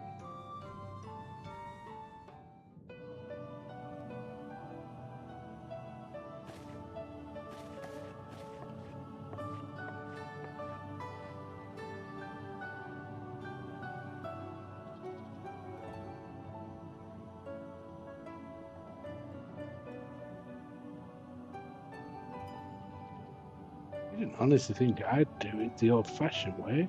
That broom is more than capable of sweeping by itself. Or rather it will be.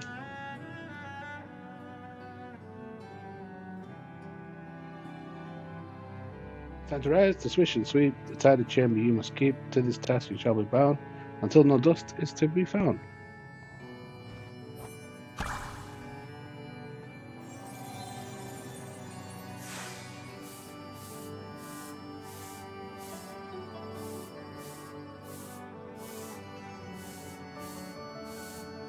In this one particular respect, I have no objections to following in Master Matthias' footsteps. I was miles away there thinking, why did they have to use two different models there? In future, I may need you to remind me the pursuit of knowledge does not preclude other equally important duties, such as maintaining clean quarters for said pursuit.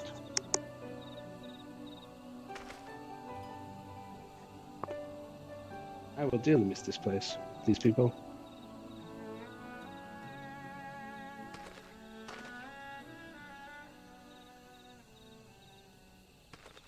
I think he's going to miss you more. Master Matoya, pardon the interruption, but the stew is ready.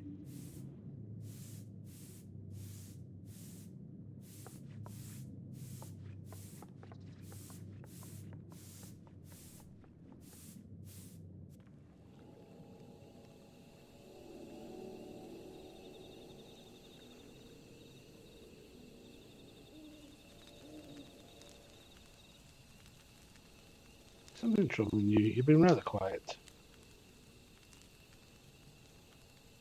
No, everything is fine, I assure you. It's been a long day is all. See. Stola, thank goodness you're still here.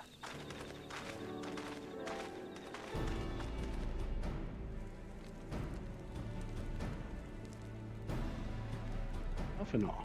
I thought you were following Ardbert. I was, though I'm sad to say I lost track of him shortly after entering these woods. He seems determined to traverse every elm of Nordrat in his quest to spread the truth of the Warriors of Light and the Flood. And it seems news of your address at the Crystarium precedes him at every destination, making his task all the more simple.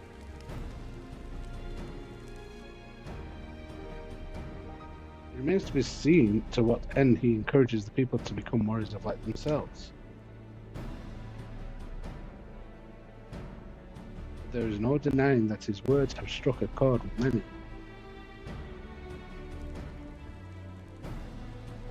Well, we're all agreed that this is just another Ascian ploy, yes? They've commandeered corpses before, and to no good end. I see no reason to think this time is any different, especially when it's that of a fallen warrior of light. I doubt we'll learn more if we remain a step behind. His next destination is, in all likelihood, Slitherball. So yeah. I say, are you certain you should be here? If you're concerned about Halvik and the others, you needn't be. Their treatment is going well, but progress is slow and exhausting. For all of us. The best thing I can do now is let them rest. So, I believe we were about to discuss how to arrange a meeting with our would-be Warrior of Light. Before visiting any towns or villages, Ardbert would hunt down and slay a nearby Senator to win the locals' trust. Our best chance of getting ahead of him is to find one before he does. Thankfully, Thancred and Ryan are returned from the empty and have taken up the search. Ryan believeth one may lurk beneath the boughs of woven oath. And that is where we will start our search.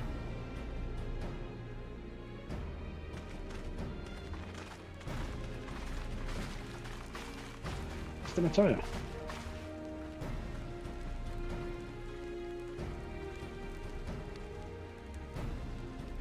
A warm bowl of stew will be waiting your return. Look forward to it.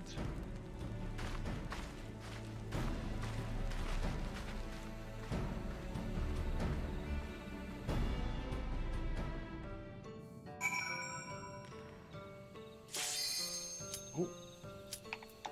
We're in. We're in. Hopefully. And just as that finished, which is cool.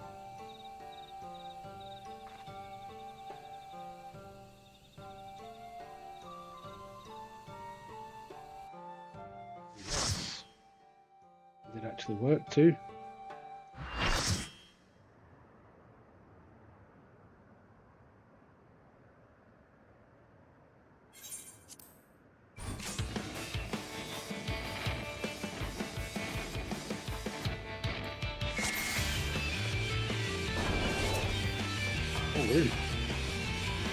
We're away. An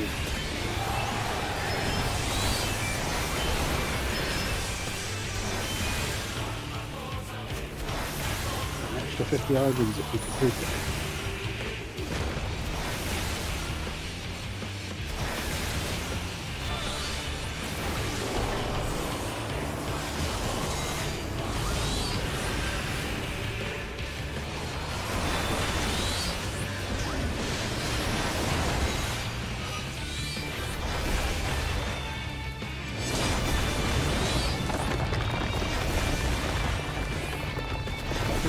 Strength removed, what's that mean?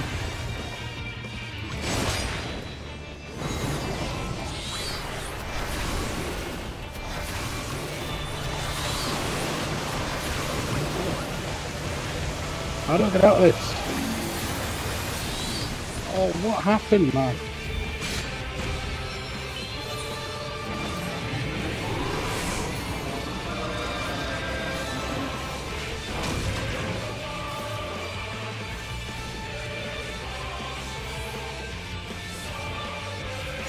Check until alright. I was going to say I want to check until I've been healed, but as soon as I'm not going to be healed. Tap in.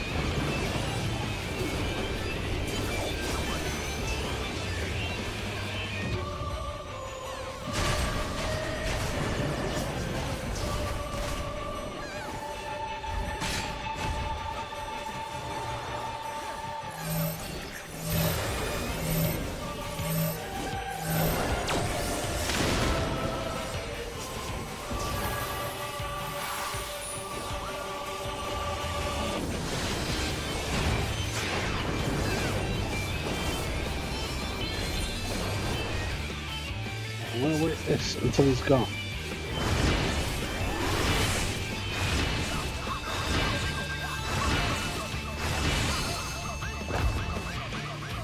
No.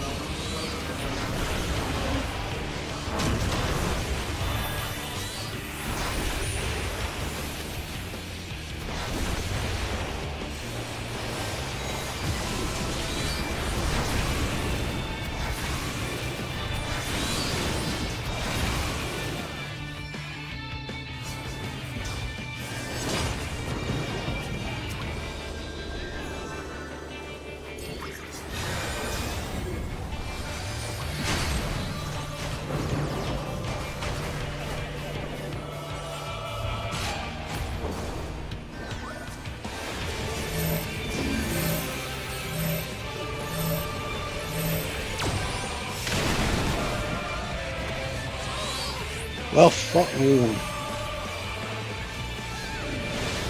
What can we do if that kills us? All of us.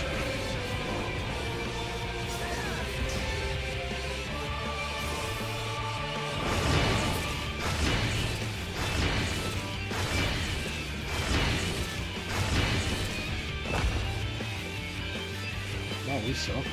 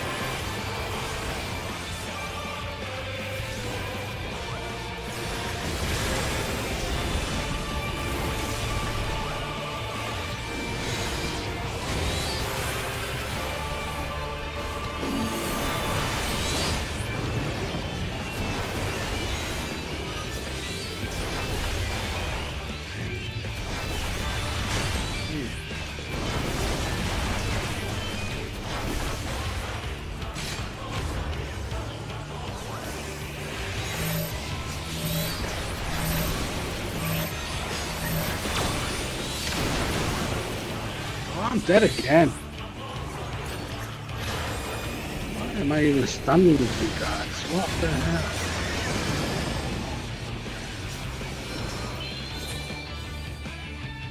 Wait till he's run off.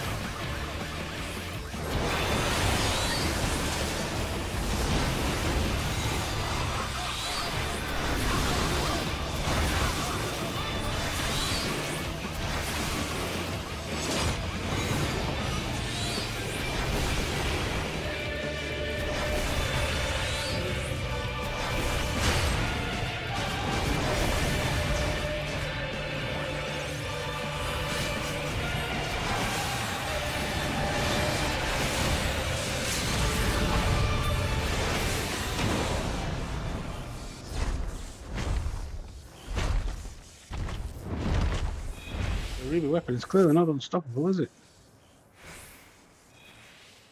I didn't die that time as well. Did I? Yeah, because they're trying to help out with the thing. Oh, skip this. Oh, it's not dead, that's why. Shoot.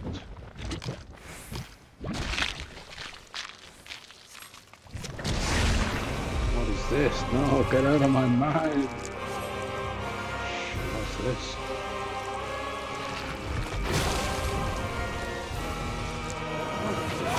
What is this? I thought the fight was over, but it's not. Van Darnus. Okay. Oh no, is this a whole fight again now?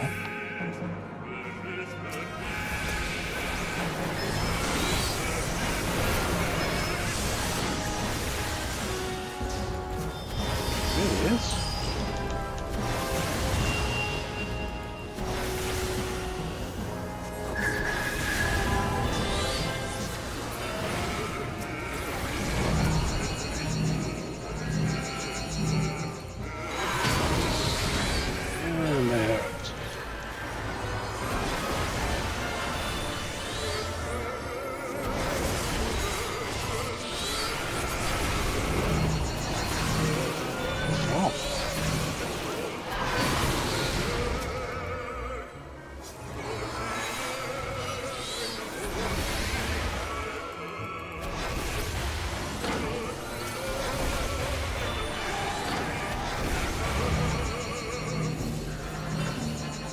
Things.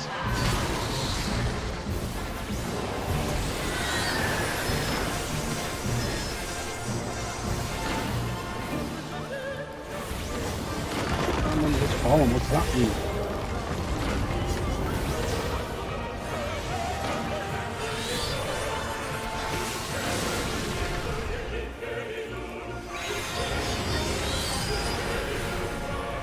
Move on.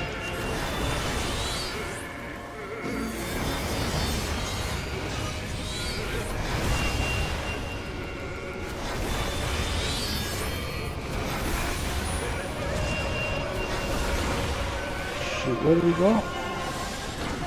Oh, this is new screwed. Let's see. I couldn't figure out where to go.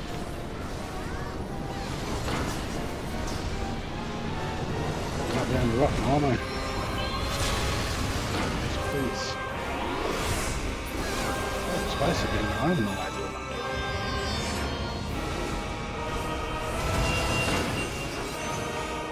What does this mean? Oh, I don't know what any of this means.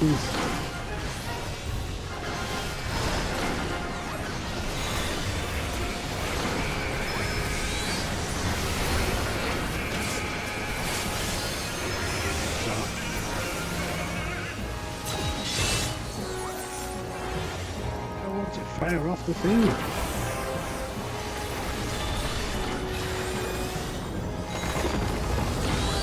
Yeah. I don't know what I'm doing, I'm just standing with everyone else.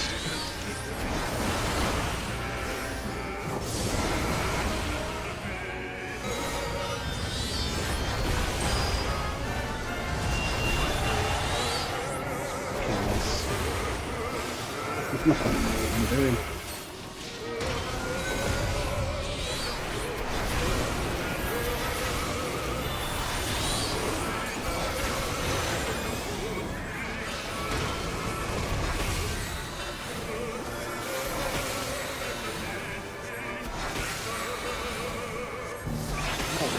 Oh, it is.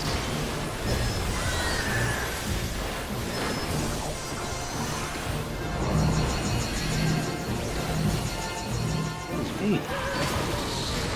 I'm gonna die now.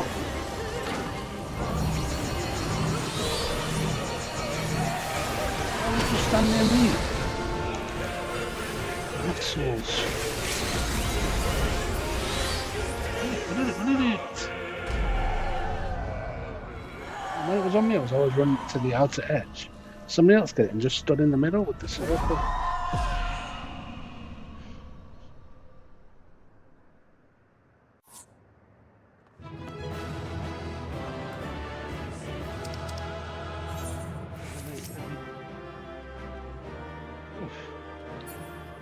That wasn't going to let me find the healer there then, and I knew what to do so.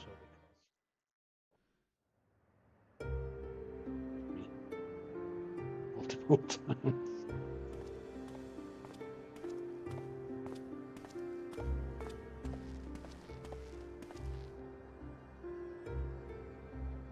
Even from afar, your figure was unmistakable, as ever an impressive display.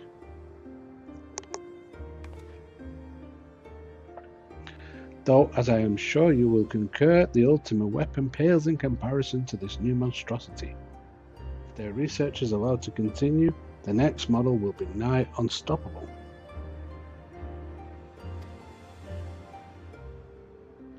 With that in mind, the Alliance has enlisted the help of... Wait, I hear something.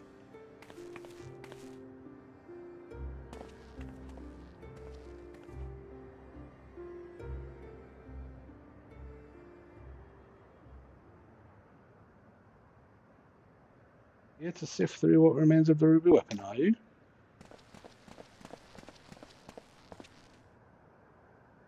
Ellie, what do you think you're doing?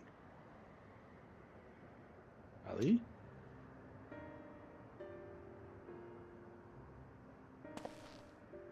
Father? It has been too long, Alphonse. And you too, Rex.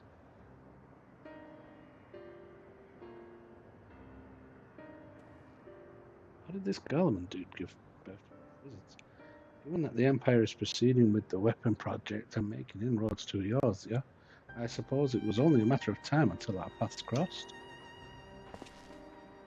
It's wonderful to see you again, Father, although I can't say I think much of the company you've been keeping.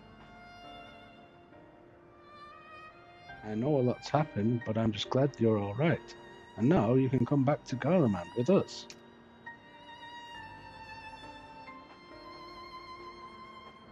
My days serving the Empire are over. Because you're suspected of assassinating Emperor Varys? But we know you'd never do a thing like that. There must be a way to prove your innocence. And everything can go back to the way it was.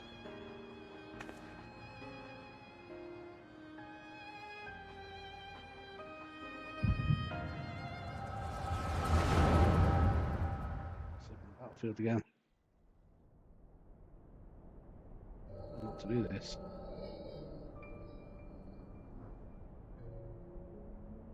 So we found you two shivering on the roadside when he was going through Burlet. Lucky for you, eh? If he hadn't, we'd probably be dead by now. As for us three, our parents all died in the epidemic. We'd still be begging on street corners if it weren't for him. I just wish there was a way we could repay Lord Grace for all the kindness he's shown us. He fights for the Empire, so we should too. That'll make him proud of us. You're saying we should join the army? I don't think that's such a good idea. Everyone in the world was scared of the Garleans. Why would we want to be like them? Lord Gaius is different, I know he is.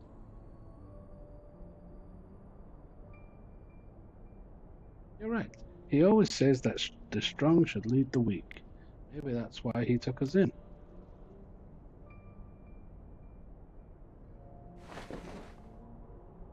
Alright, if becoming a soldier is what it takes, I'll do it. Who's with me? Count me in, and maybe one day people will look up to us like we do Lord Gaius.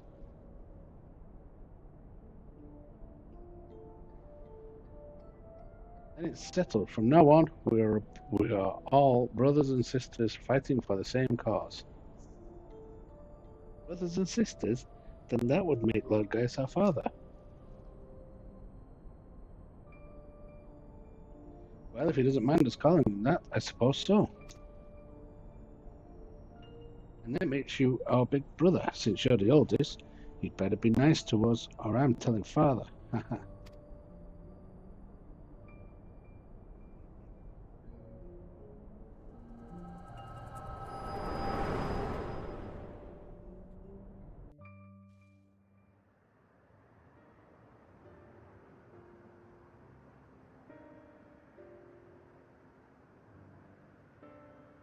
Father, since you went away, a lot has changed in the Empire. For us too.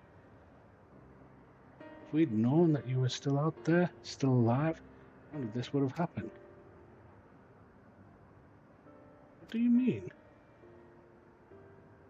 The truth is,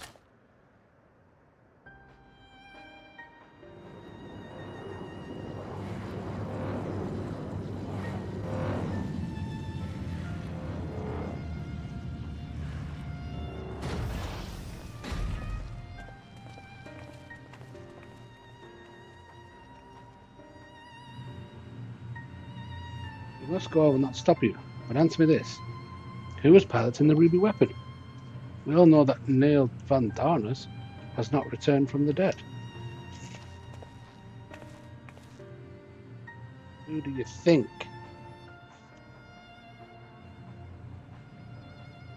It was Melisandre. No, I refuse to believe that.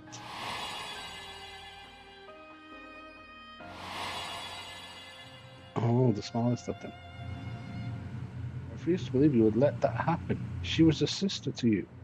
To all of you. We only want to finish what you started. And while we will never forget all you have done for us, the next time we meet, it shall be as enemies. Goodbye, Father. You just turn on your dad. Just like that. Like all this was for him. And then you just turn on him. That's for you, hero of Eorzea. You'll pay for what you did to Melisandre. Okay, how bizarre. How bizarre.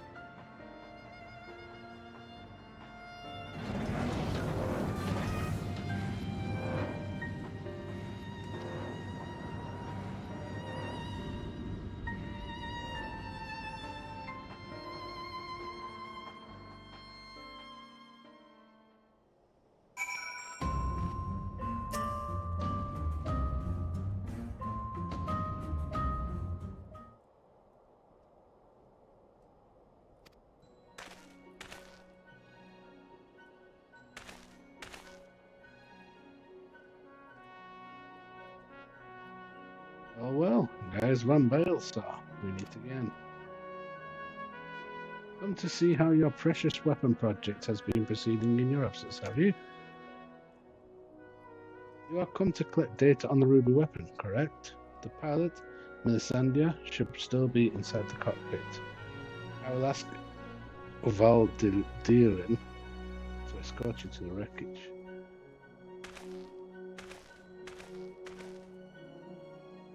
Any idea who this Melisandre is? An imperial crony of his, perhaps? Otter. Oh, one of the orphans. It always did have an eye for talent and a mind to nurture it. In fact, Livius as Junius was another protege of his. He even took me under his wing when my father became obsessed with the Meteor project. It's strange that I felt closer to Gaius than my own flesh and blood. Then my father and countless others lost their lives in the Borgia incident. Although he was acting under Emperor Solus's orders, he masterminded the whole thing. I'd begged him to reconsider to put an end to this madness, but my words fell on deaf ears. That's when I turned to Gaius for support. But he was as much a pawn of the Emperor as my father and refused to intervene. When my turn came to serve, I defected and fled to Eorzea. As your dad shot you, right? I blame Gaius as much as any of them, perhaps even more, for the barbaric acts carried out in the name of the conquest. But when we met at the Praetorium, all the hatred that had been festering inside me seemed to fade away, and I remembered the man I once respected. I think the dreaded Black Wolf was a mere plaything of the Assyrians, who left him broken and disgraced, having sent thousands of his men to early graves. It's more than most could bear, and now the lives of the children he raised hang in the balance. Any personal grievances I have with Gaius can wait. I'd best gather what information I can on the ruby weapon, but I'll be back as soon as possible.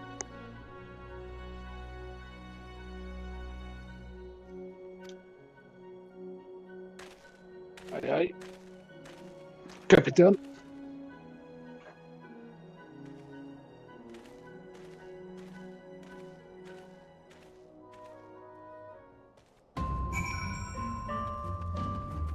Alright, I should be done with you guys now. Come on. If Sid is as I remember him, it would not take long for him to finish the investigation of the remains of the ruby weapon. He never was one to waste time. I understand, but come on. To get back to what I was doing.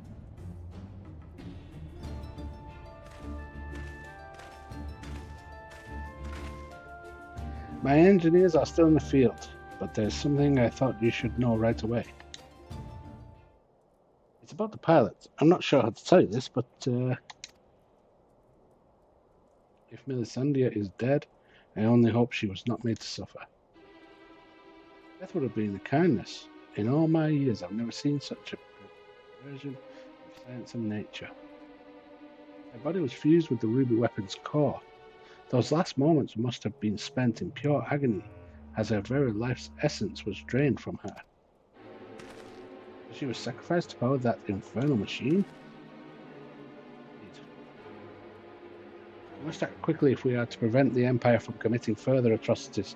But Traxia, is there any other information you can share with us regarding the ruby weapon prior to its deactivation? Yes, some came out of it. Things and stuff. Crazy. Elvandanas? Did the legatus mean that much to Melisandre? From what I gather, it sounds as if data based on Niall's combat capabilities was used to override the pilot's consciousness after she was fused with the core. If this technology is perfected and the Empire begins implanting the memories of renowned warriors such as the White Raven into its soldiers, the Alliance won't stand a chance. Such a thing even possible? It's more or less how soul crystals work. Similar method of transfers was used on the prototype Estinian fort. Not.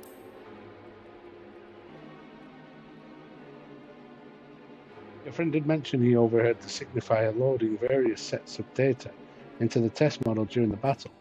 It would appear that the system has been improved since then. While they may bear some similarities, we won't know for certain until we've analysed the wreckage of the ruby weapon. It cannot be denied that combining combat data from an experienced soldier with the powers of an icon has yielded remarkable results, but in doing so the Empire has sunk to the very depths of depravity. This is beyond forgiveness. For once I agree with you, yet one question remains unanswered. How were they able to obtain data on someone who was supposedly killed prior to the calamity? That's what I'm trying to determine. There is one possibility I'd like to explore, but I'll need to carry out a more thorough investigation first. Vera will provide support while you are in the field. Not only is she extremely well versed in the latest in alien technology, there are few soldiers I would rather have watching my back.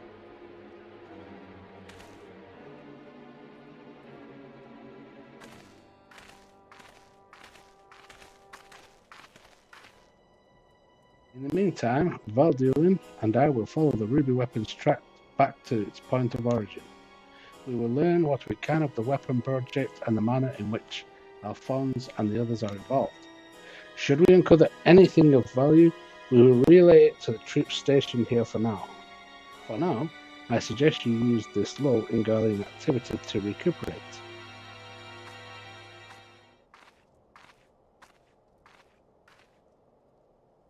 Would I be correct in guessing that this belated reunion with those darling orphans of yours has stirred up memories of your time in Garlemald?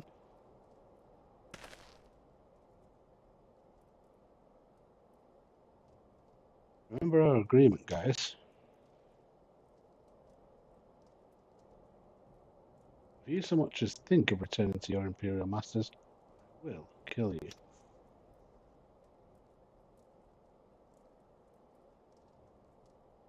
Good. When will this quest end? No. Saying it's green. It's saying it should end. Right now. Hey, look, I'm jumping for joy. I'm jumping.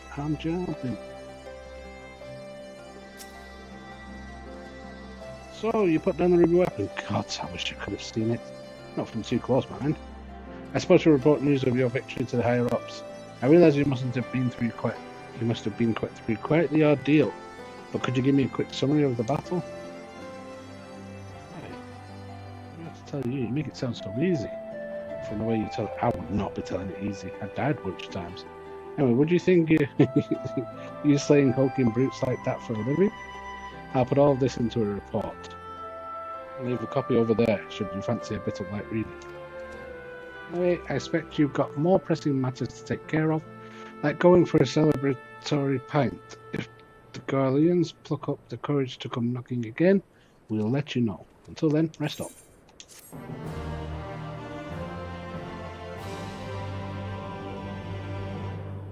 Yay!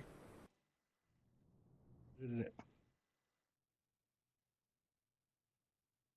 Meanwhile, in the Whirlit Magitech installation,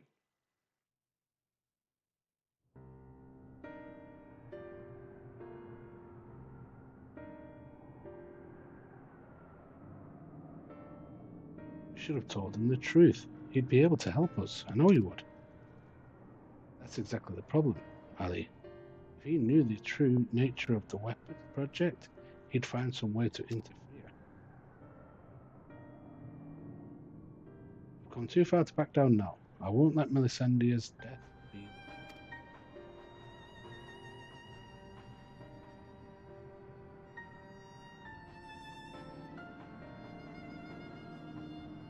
Even if that means going against Father's wishes.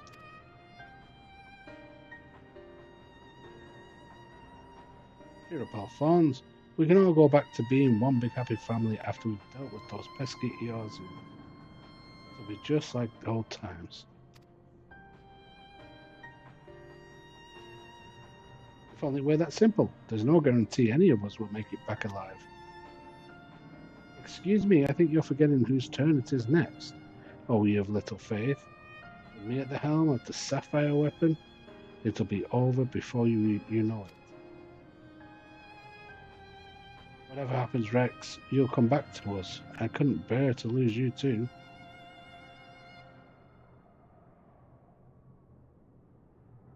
going down. Crazy. I'm going to end up chopping you all up into little pieces. Oh, shoot. Look at all these blue quests. I need the bathroom real quick. And then I will have to open up the blue quests and then have a lot more trials to do, aren't I? Oh well, be right back.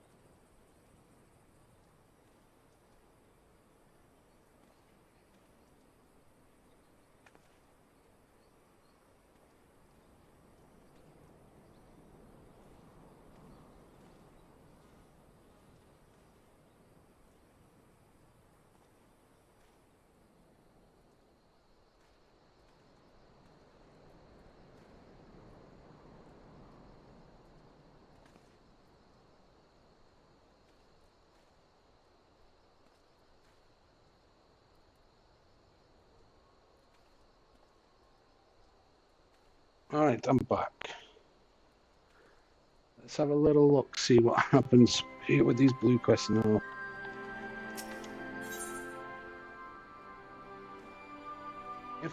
Information? Oh no. Relating to the weapon project has been uncovered and your allies prepare to depart for distant lands. Oh, the sapphire weapon. Okay, blood checks, I'm afraid we haven't much in the way of information to share from the front line.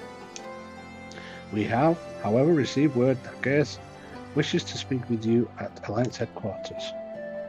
Arrange an escort to take you to the headquarters, so when you're ready to depart, speak with the fellow over there.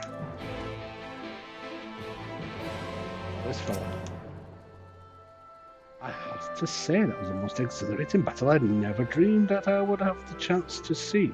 Such a ferocious war machina with my own eyes. You might find it odd that the citizens of Eorzea would be so excited by something sent by the Guardians to slaughter us in our thousands, but as an avid follower of all things gigantic and mechanical, I just can't help myself. Or to be able to pilot such a majestic creation. Perhaps I should defect to the Empire and offer my services. Ever since the time of the original Ultima weapon, I have fallen in love with the infusion of elegant and Garlean design. It takes my breath away. So much so that I used my spare moments at the ironworks to develop a line of miniatures. Now, your recently vanquished foe shall be the inspiration for my next endeavour. Would you do me the honour of casting your gaze across the piece once it is completed? If that's what it takes to show you up. Okay, yes, we'll say that. Did you say something? Whatever it was, I'm sure you were offering heartfelt words of encouragement. It's the support of fans such as yourself that make this such a worthwhile hobby. I'm proud to say my works adorns the homes of many like-minded Machina lovers. The Ultima Weapon and Magitech Reaper miniatures, to name but two of my creations, are especially popular. Of course, I wouldn't be much of an engineer if I only made inanimate ornaments. Behold, I have restored this elegant relic, added a few flourishments of my own, and dubbed it the Real Virtuality Combat Simulation Experiencinator. Oh dear. I think I breathed in some dust while I tried to say all that. By feeding it various pieces of data, such as images of my replicas and so on, it is able to recreate a range of combat scenarios. For research purposes, of course, not entertainment. Oh no. I can see you're practically champing at the bit to give it a try. There's no stopping you, intrepid adventurer types. It won't be long until my latest work is complete. All that remains are 1 or 2 final adjustments, so don't go anywhere.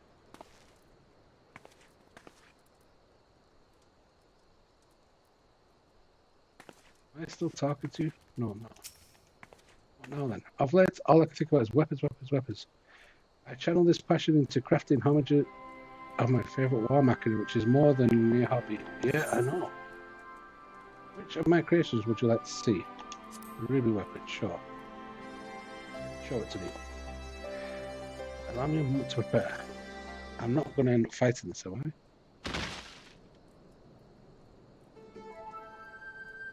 Feast your eyes and likeness of the Crimson Conqueror, the Vermilion Villain, the Scarlet Scoundrel, the one and only Ruby weapon. Hear what it sounds. I'm sure you remember it, its most prominent characteristics were its impregnable armor plating, adroitly depicted here, and its long flexible claws, which are, well, you'll just have to imagine those for now. The head and arched neck are somewhat reminiscent of ravenous void scent, which may be the result of having absorbed a prime, possibly even one summoned by those resisting the Empire. In that sense, it could even be considered an ally of sorts.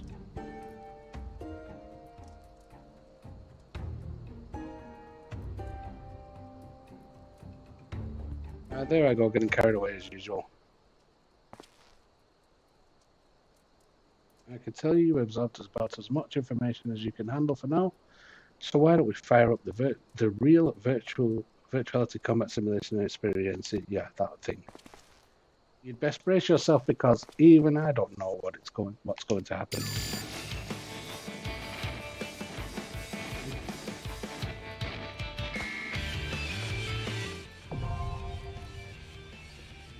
Oh.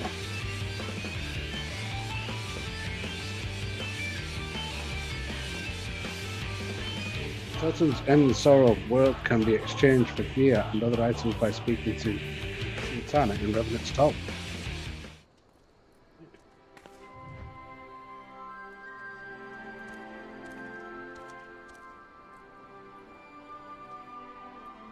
They always want you to go back to Revenant's Toll for some reason, don't they? Okay, so he's instead of the minstrel basically this time. I have no idea how you get here if I leave.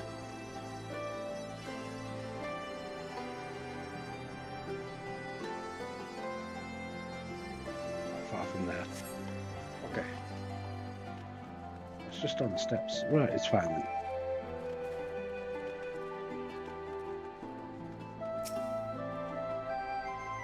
Let's head out. Sure.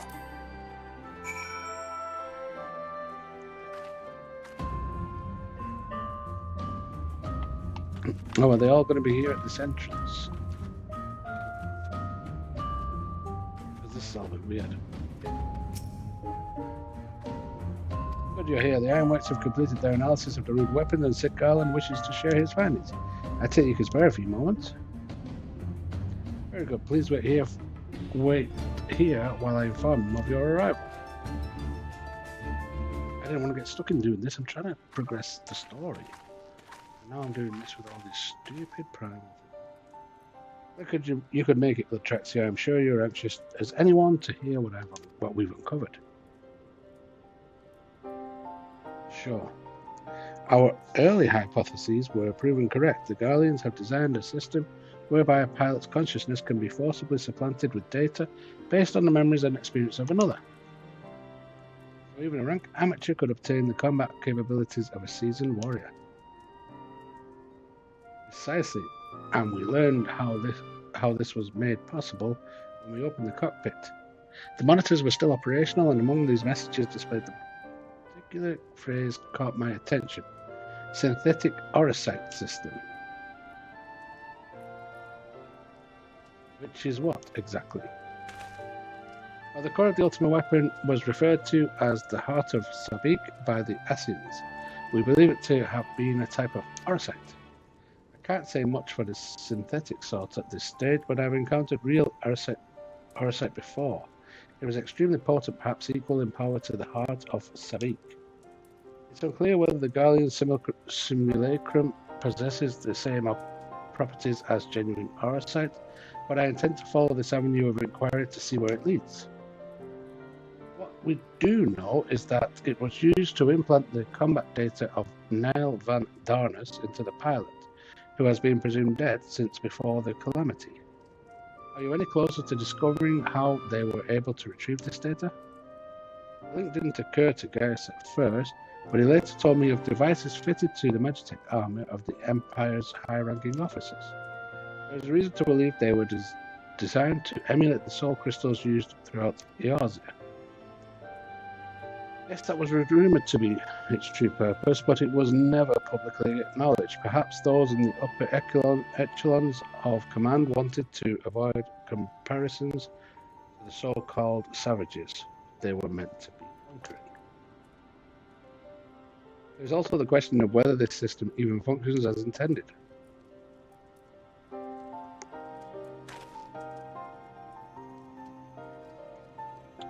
From what we've seen, we can assume they were successful in gathering combat data and those wearing armor equipped with the device. If the comparisons with soul crystals is valid, perhaps this data was transferred via ether. However, it seems that it extracted not only memories related to combat, but the soldier's very essence. As you saw, the pilot succumbed entirely to the will of Van Darnus.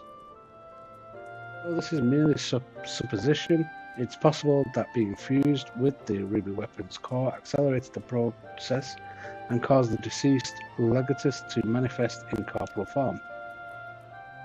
Could it be that the death of the pilot was caused by the system malfunctioning? It's hard to say. The ruby weapon itself was still largely intact when it was deactivated, which strongly implies that it was the synthetic orosite running amok that killed her, rather than the damage incurred during the battle.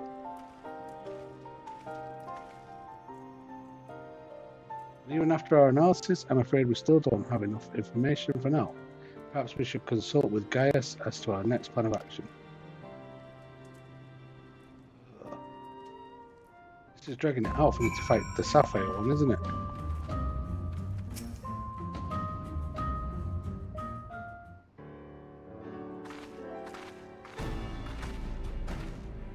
Vardalin has come bearing vital information. I traced a ruby weapon path back to the occupied territory of Werlight, which appeared to be where it was built. Where exactly is Werlight? While Alamigo is placed on the western edge of Tumult, Werlight lies on the opposite side to the east. It was once a proud and prosperous city until it was brought to its knees by the Imperial invaders. You seem rather well informed. Perhaps I should have taken you with me. I thought that much was common knowledge. It is also where Alfonso and the others were born, and now the weapon project has brought them home. Yes, the place is now rife with Imperials. They have established an airship supply depot on the coastal town of Turncliffe. According to the locals,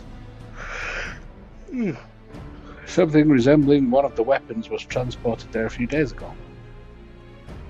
This bodes ill indeed. Were it possible, I would attempt to capture Alphonse and his followers before they can launch an offensive. However, the distance between here and Turncliffe presents a considerable obstacle, and in all likelihood their weapon will be ready long before we arrive.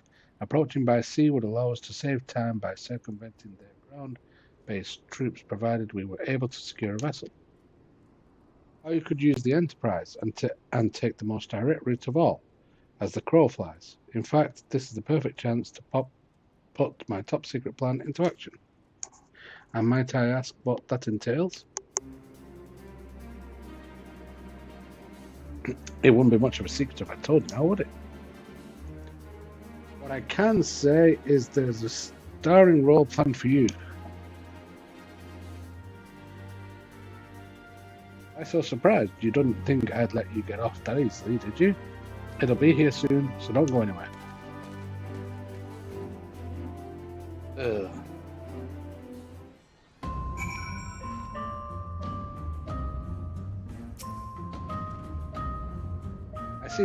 I see Sid still delights in keeping others in suspense. I can only hope he does not make us wait all long.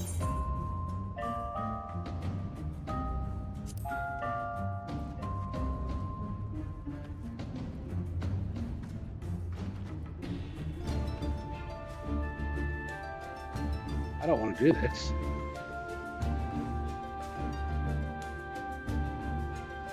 Although it didn't look like it was a trial. Oh, screw it, let's get this bit done at least.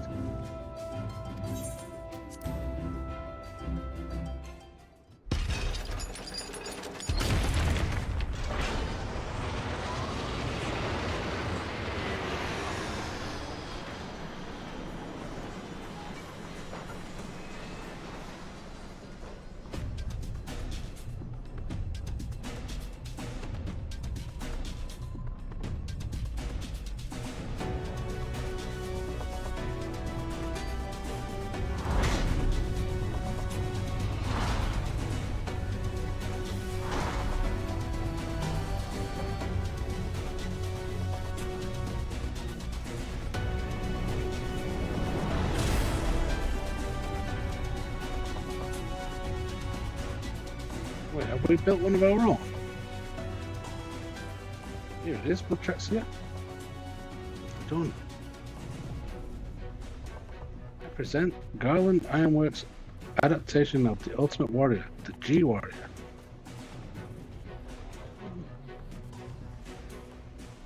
I know elegant design when I see it, excavated from one of their ruins, no doubt.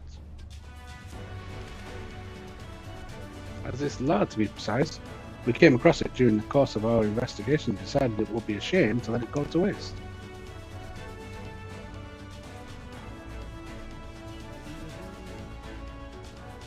Would you be taking this refitted relic to face the enemy head on, yes? Perhaps my knowledge of the ultimate weapon will be of use.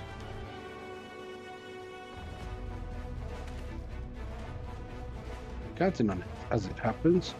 But first, we'll need to perform a test run in the simulator before throwing you into battle. Come on, we haven't much time.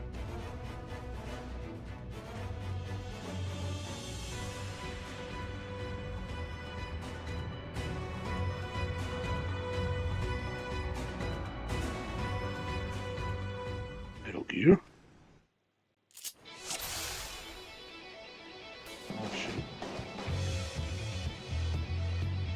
In the G Warrior training simulator, I prepared 3 trials to teach you the basics.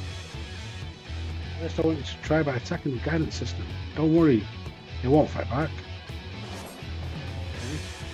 The G Warrior is armed with a range of weaponry. Now's your chance to learn what it's capable of. Oh dear.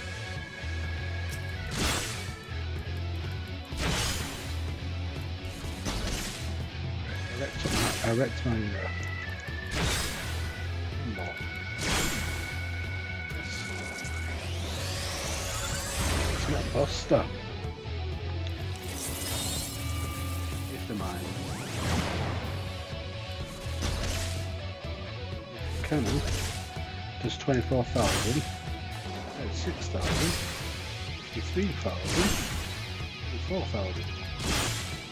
What's the point in that Aether Cannon? Auto Restoration. Electric Booster. Full Aegis.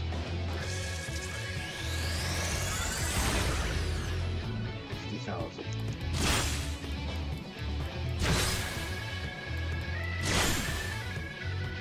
I guess this doesn't use any EP. Does Auto Restoration cure my EP? Ah, it does. Okay, that makes sense then. So far so good, let's move on to something a bit more advanced, shall we? The G-Warrior also comes equipped with the Pyretic Booster, which diverts even more power to its weapons and increases. This however comes with a price of activating the huge strain of the G-Warrior, so it must only be used in short bursts. Okay. Well, it's best to practice here before heading into battle. Now, try activating the Pyretic Booster. Okay. Notice that your movement speed is much improved. Okay.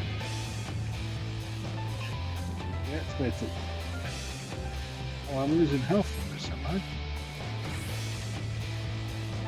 Okay, I got rid of it.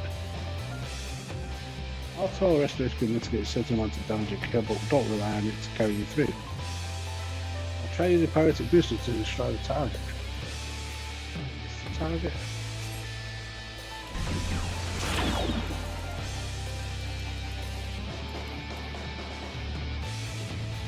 Where's the target? Oh, there.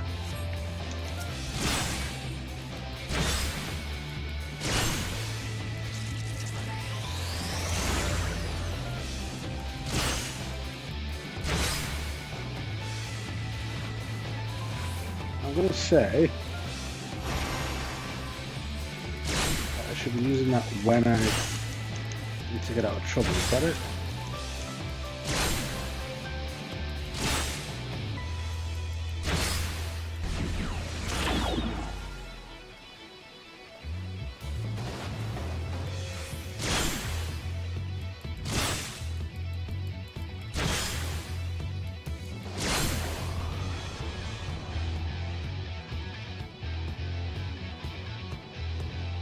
Excellent work, you best deactivate Pyretic Booster while I explain the final trap. Don't have it on. I used it for moving out of the ship. You've got defensive now to look at defenses. This is where Ethereal Aegis should come in handy. Unfortunately, you can't keep the barrier up indefinitely and will drain the G-Warrior's reserves. You might even want to blah blah blah blah blah. First, let's try deploying the Ethereal Aegis. Okay. There it is. Yes, this is draining my EP. Don't let it get too low. Try not to.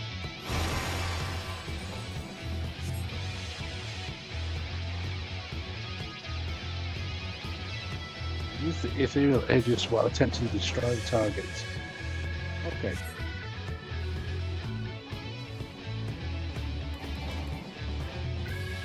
No way to escape its attacks, so you'll need to weather them using the barrier. Alright, so the attack then.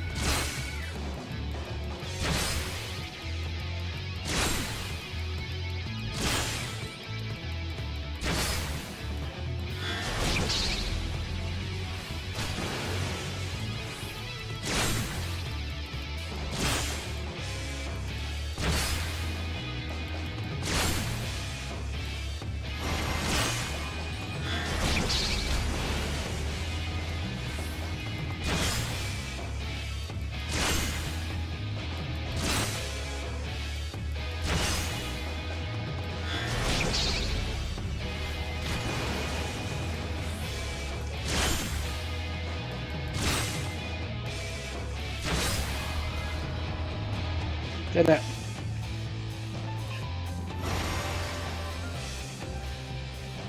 You're a natural. Alright, that's everything. Time to end the simulation. Oh, semi-natural.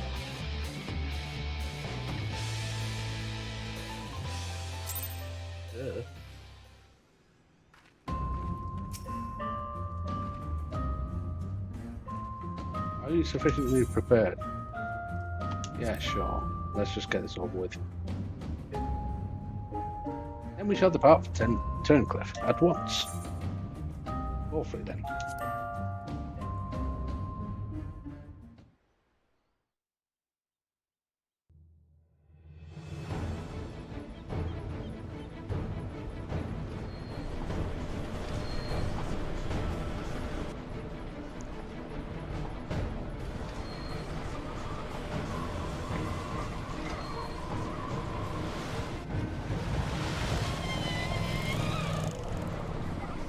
Seems they were expecting us. But who is the pilot? It's another one of these things, dude. Atraxia, we're almost there. You'd better have your wits about you.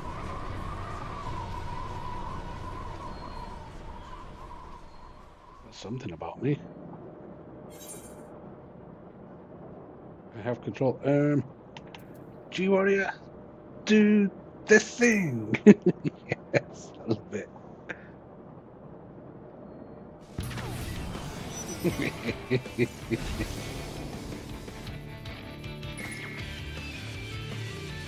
I'll get ready to strike. I'm ready. It's time to fry this overgrown squid. Is it too late to back out? G-Warrior, engage! We've come this far. Sounds awfully familiar.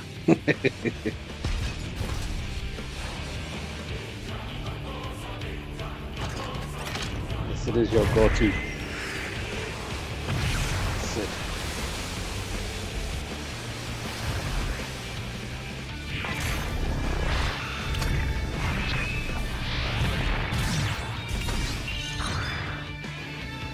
Yeah, I saw. And the sapphire weapon's going down now.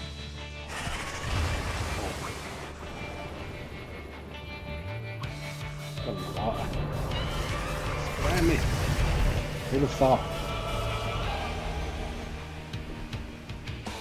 Go Power Rangers! I can't afford to lose, it's all or nothing.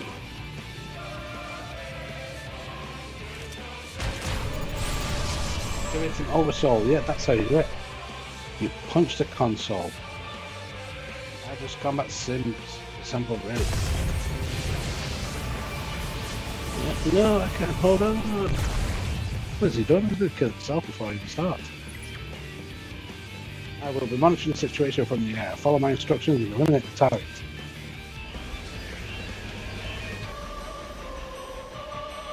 I would, if you'd let me at it, it'd be dead by now. All this yakking.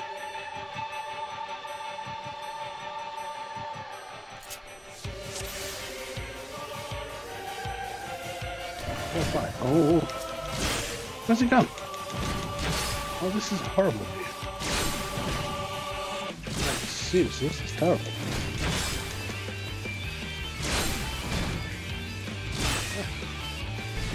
Get out of there as fast as you can. Oof.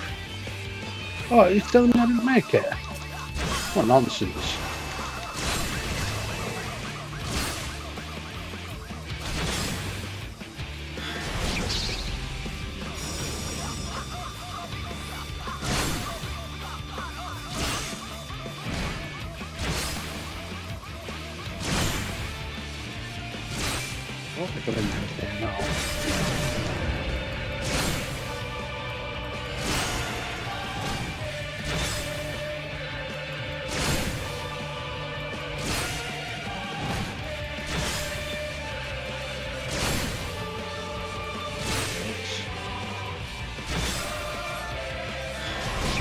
Do that maybe.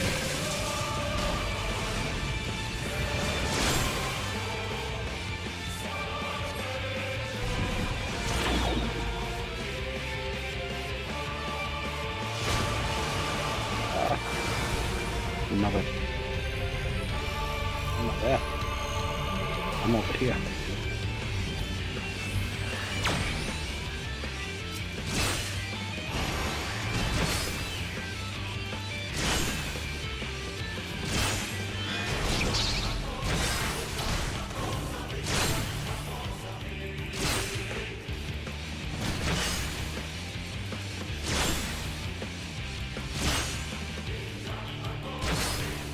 I'm behind it now, so should I even bother? Oh, shoot. Yeah. Go for those turrets.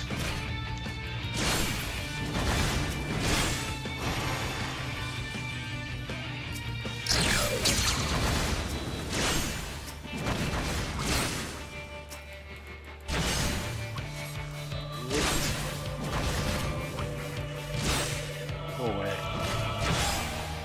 Fine.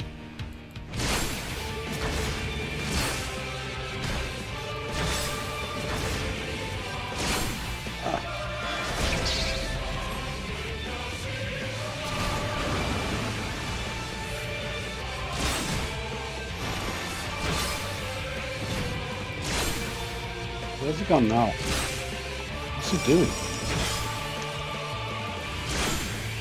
He's doing something else now.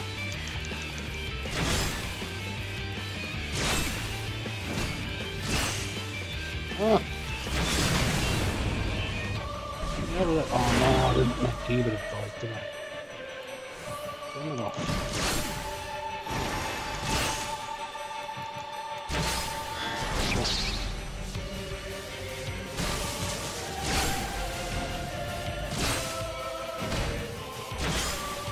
I'm not sure if I'm going to have enough. Oh, more tickets? No.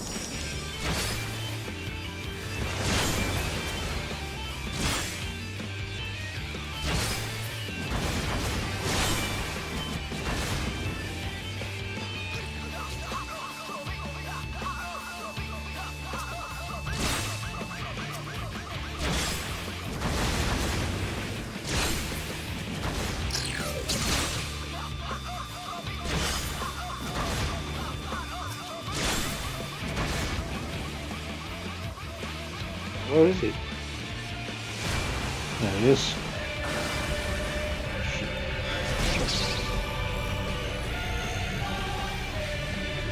Sure, I can spare this.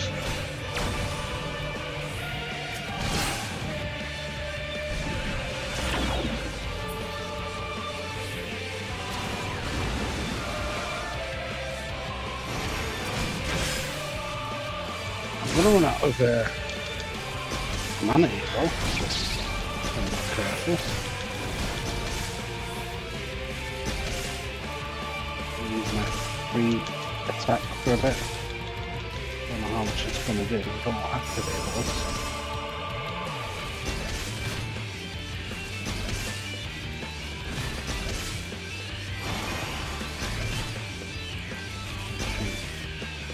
I'll watch.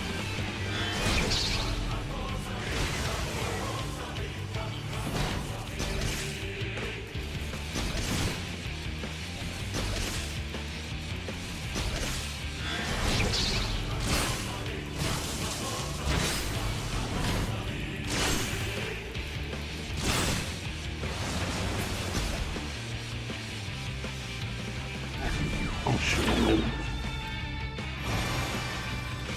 Get off.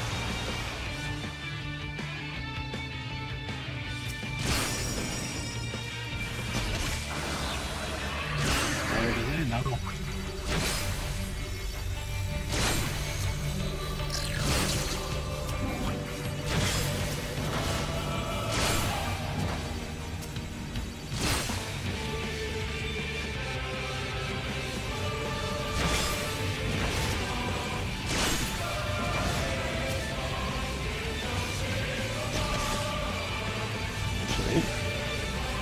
Just stopped.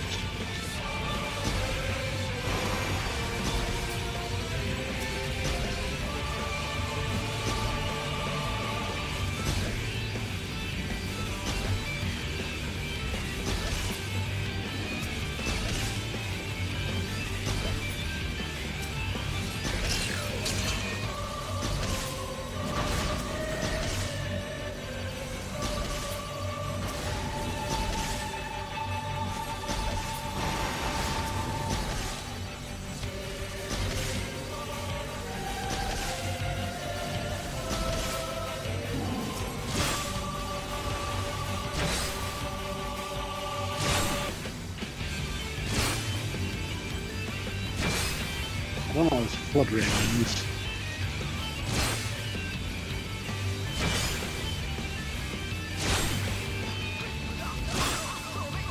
Let's hope we can kill it beforehand. Yes, we got it.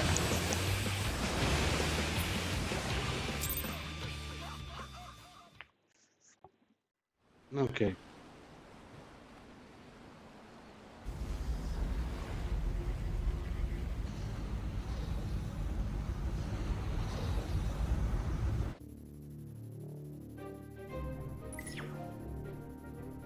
And the target has been silenced.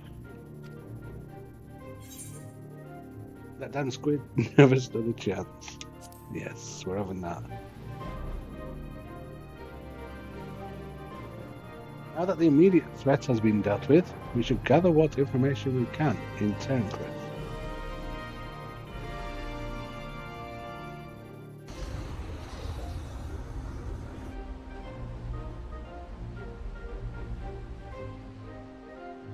I want to stop this though. Where the heck? Yeah, where are we? Triple triad match here. Weird. You did well to pilot the G-Warrior so adaptedly in such a short time. And with the weapon largely intact, Sid and his researchers should be able to gather a wealth of valuable information before it is dismantled. Perhaps we should take one last look upon our fallen foe.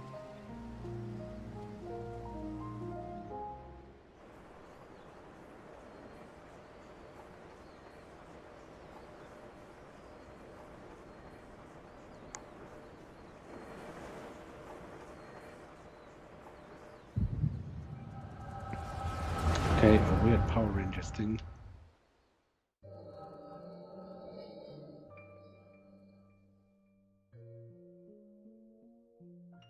We should have known Father and his friends would track us down sooner or later. Now they're at our doorstep and the sapphire weapon still isn't ready. Even so, it should still be able to fend them off, or at least buy us some time. Not quite how I'd imagined it, but this seems as good a way to die as any.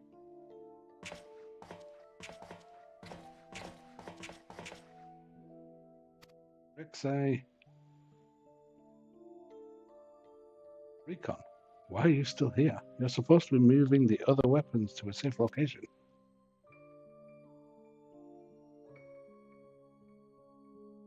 You can take care of that while I pilot the sapphire weapon. What are you talking about? I'm the pilot, not you. There's no need to put your life on the line.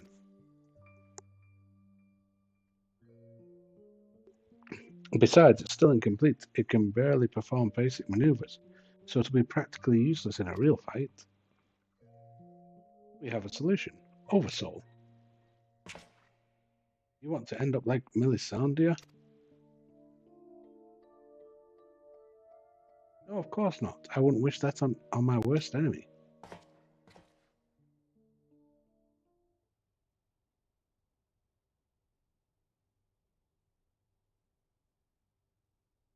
But she did give her life in vain. The ruby weapon left behind data that's been used to improve the system, prevent any further malfunctions.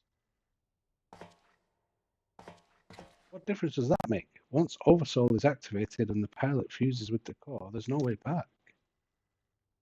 That's why I should be the one to pilot the sapphire weapon, not you, Rex. Alphonse needs you.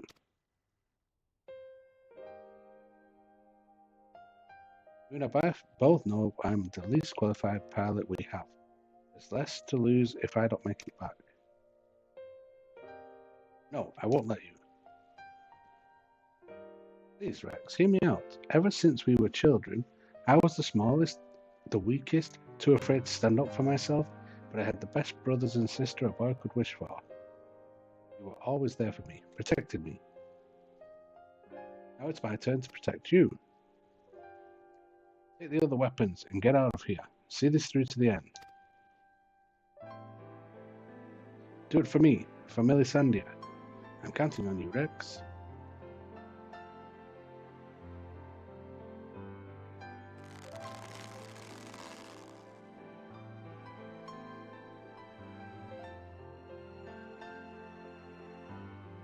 You always did have a stubborn streak. All right, Recon. I won't let you down. Just promise you'll wait for me on the other side. We'll meet again, brother.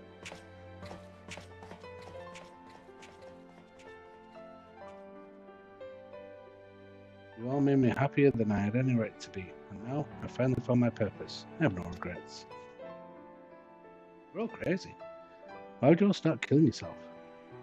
For the sake of fighting your dad, who you was doing all this for. Come on, Sapphire. We may be far from perfect, but we have a job to do. Let's give Father something to remember us by. Yeah, I don't understand why they would do this.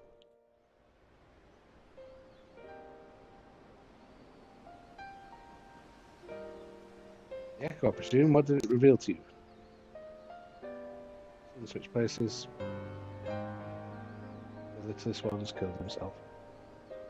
Jacob, my poor boy, you were braver than most could ever hope to be.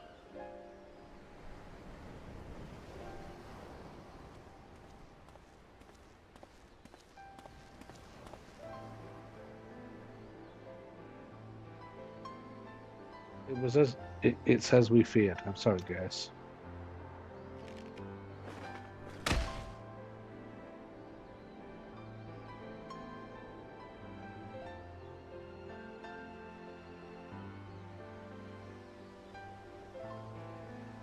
Yes, Melisande, now Recon. We must find the remaining weapon and end this madness.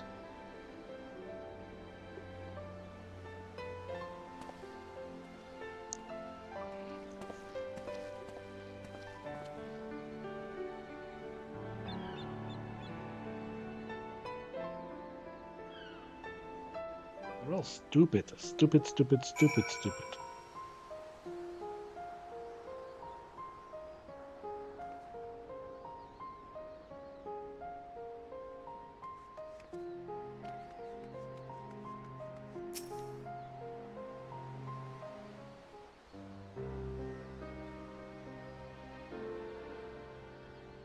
Tell me, what do you make of Gas Bailsaw? I understand the two of you have been acquainted since his days as the Black Wolf. He claims to have shed his pelt then when he took up the hunt for Ascians, but he's still the same man deep down. He certainly kept quiet about having a flock of foster children back in the Empire, though. It seems he would rather bare his teeth to his former masters than allow harm to come to them. Yet, try as I might, I cannot make sense of it. Does he truly fight for the good of mankind, as he would have, us all believe? Or is he merely biding his time before he reveals his true colours? Whatever the answer may be, in the end, he will always be a Garlean. And though there may be honourable men and women among them, I have suffered much and more as a result of their conquests, barbaric campaigns in which Gaius Bailsaw played no small part. My first encounter with the Galleys was 20 years ago, shortly after the fall of Alamigo. Do I care? They continued their march to the lands long been home to we Muscovites. We sought to repel the invaders, but we were woefully unprepared. Our bows and arrows were no match for their magic, and even our most powerful magics did little to slow their advance. I fought on the front line, but was knocked unconscious in the opening exchange. When I came to, I was alone, the rest of my unit slaughtered. I hurried back to my village to look for my wife and daughter, only to find the place deserted.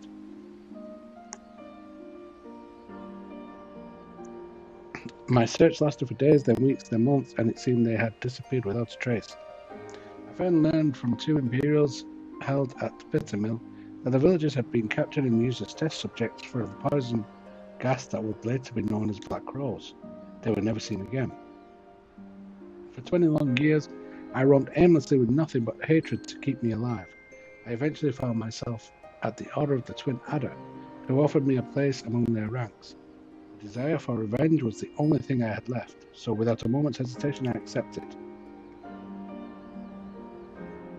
Were it not for the war with Garlemald, I would have been loath to work alongside the city-dwelling Gridanians, who for so long had treated my kind as outcasts, but none of that mattered anymore.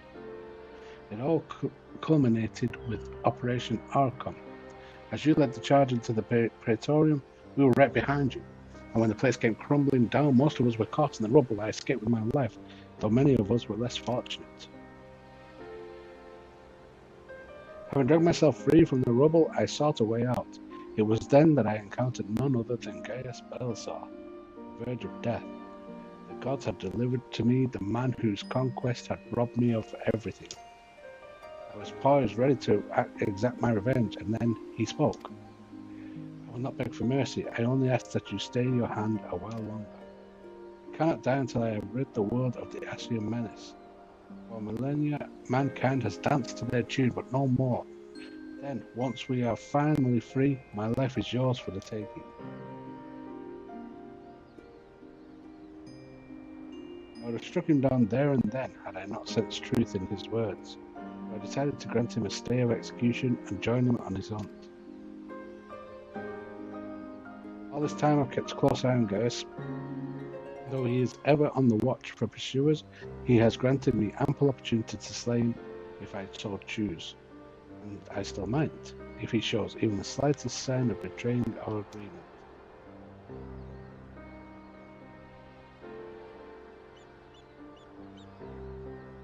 For now, the Ascians are my chosen quarry. If they are indeed the ones pulling the Empire's strings, then it shall not end until they have been eradicated, every last one. Though I could not save my kin, there are those who may yet be spared the horrors of war. Unfortunately, dealing with the Ascians will have to wait until we have brought an end to Garlemon's weapon project. Though we may have vanquished 2 of the new weapons, we must make every effort to prepare for whatever the Garleans throw at us next. Perhaps Severa can tell us whether the ironwork engineers have uncovered any information of note.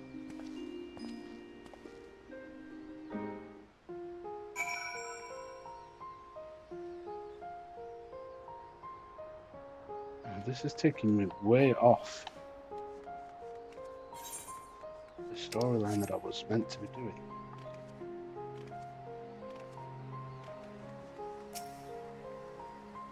Ironwork engineers are still at work dismantling the Sapphire weapon and investigating the Turncliffe Magitech facility. Though they have yet to make their report, they may have some news to share at this juncture. Please wait here a moment.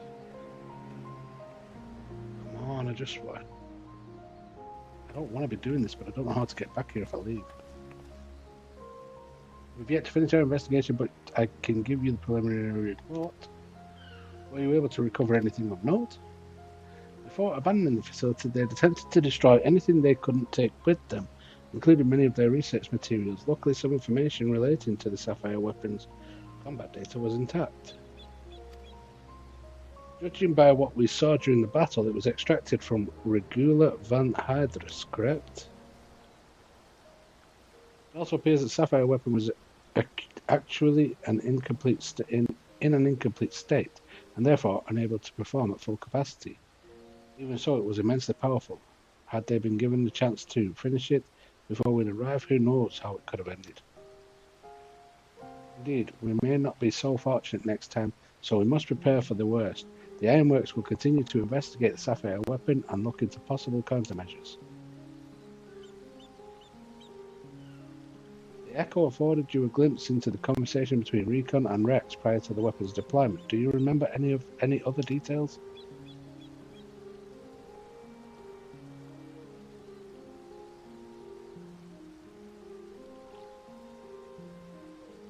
Improvements were made to the synthetic Aurosite system to prevent malfunctions, and it was never their intent to create a manifestation of male Van Derns. But there's one thing that was intended. Overall, its activation results in the pilot being absorbed by the core, killing them in the process. Rex and Recon were fully aware of this, were they not?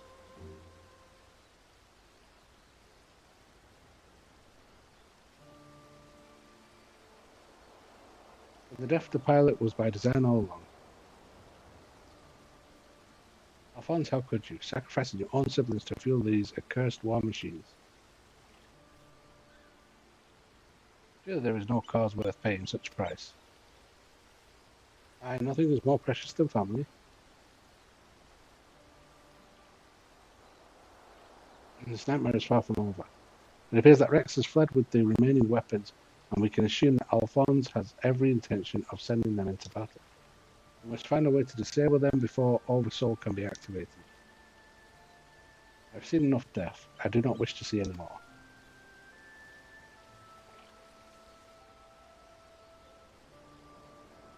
And there is no time to waste. Let's be about it, guys. Severa, you're in charge here. Keep Sid and his team safe while they carry out the investigation.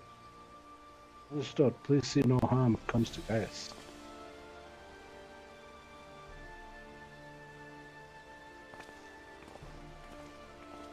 While we're gone, I need you to relay everything to the Resistance troops. Your first-hand account should prove useful. If there are any developments, we'll be sure to contact you.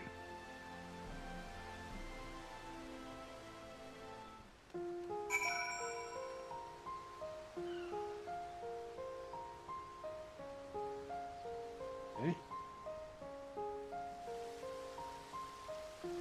Speak with the Resistance officer at Pretoria.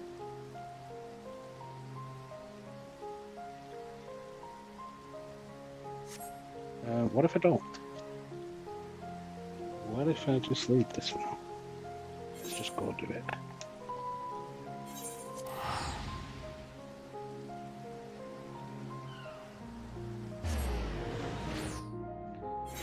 Oh shoot, look at the time. I need to leave.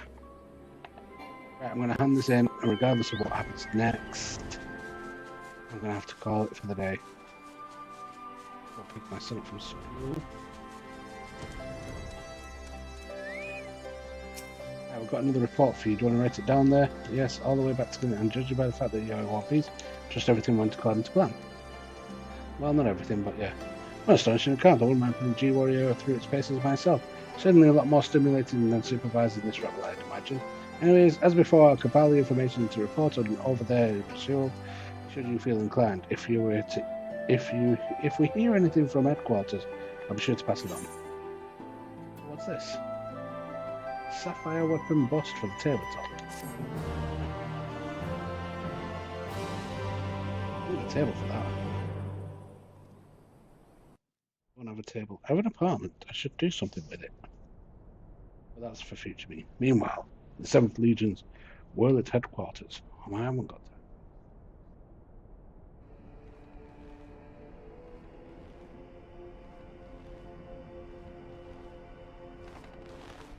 He's doing press-ups with one finger. He was.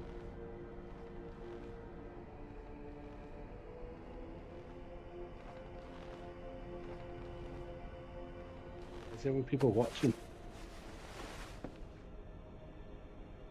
I have come to deliver my report, Lord Valens.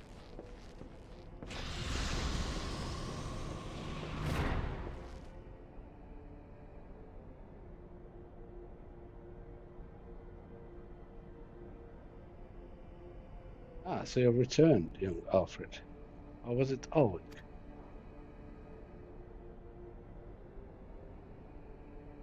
Not that it really matters, of course. I hear that you and your darling brothers and sisters have allowed the sapphire weapon to fall into the hands of the enemy. You tell me it isn't so. I'm afraid that is the case, Lord Valens. Oh, come now. No need to be so sullen. As they say, to err is human, to forgive divine, and you know how forgiving I can be when it suits me.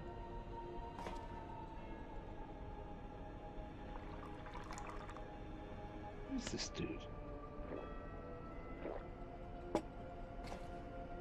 So tell me, whatever your name is, who was able to best the sapphire weapon? Our sources state that the one known as the Warrior of Light was assisted by Sid Garland and Gaius van Belsa, my lord.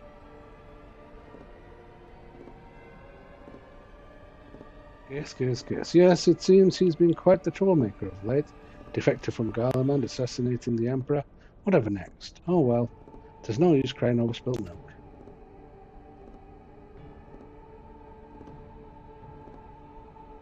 Speaking of which, I've become quite the connoisseur since arriving in Warlight. This particular variety comes from a rare breed of cow, you know. Only 100 of them in existence, and pampered every day of their lives. Yes, they are quite valuable, until their milk dries up, that is. When it does, they are sent to the slaughterhouse like all the rest. For that is their lot in life.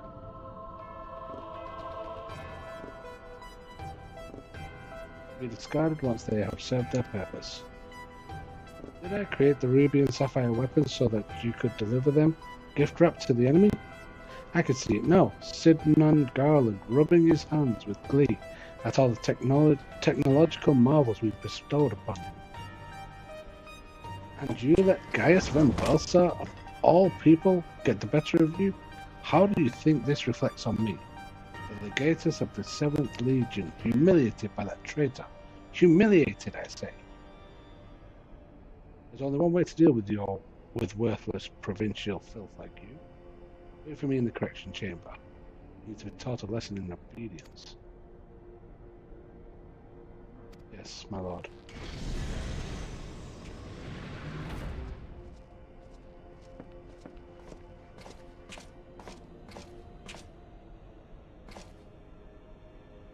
Forgive my intrusion, Lord Valens, but it's time for your meeting with the head of Magitech Development. Oh, how time flies when you're whipping useless soldiers into shape. Yes, I'll be along once I've made myself presentable. Can't have people thinking I've let my standards slip, can I?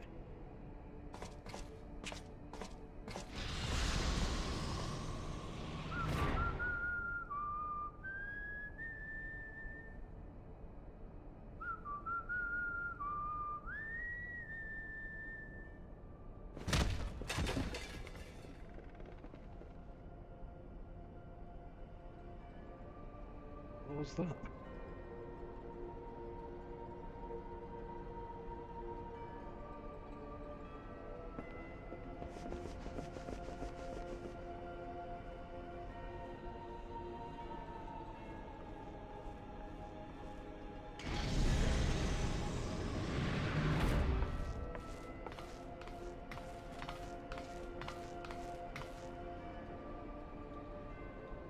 What are you doing here? You wish to see me, Lord Valens? Did I know?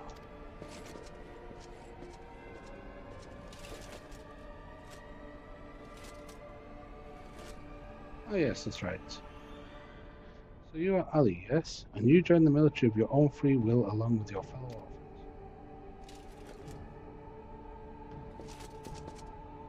Such devotion, what an inspiration you are, yes. You see, it is my firm belief that love grants us the power to move mountains, to overcome any obstacle.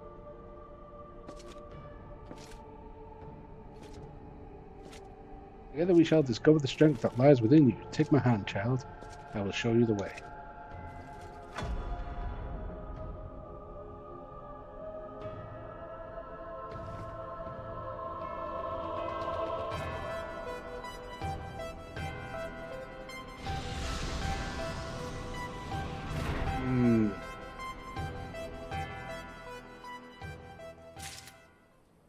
Don't trust that guy. Oh, shoot.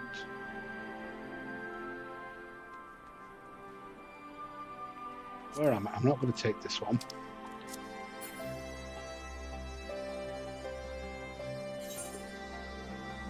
I'm near Porta Petra, Victoria.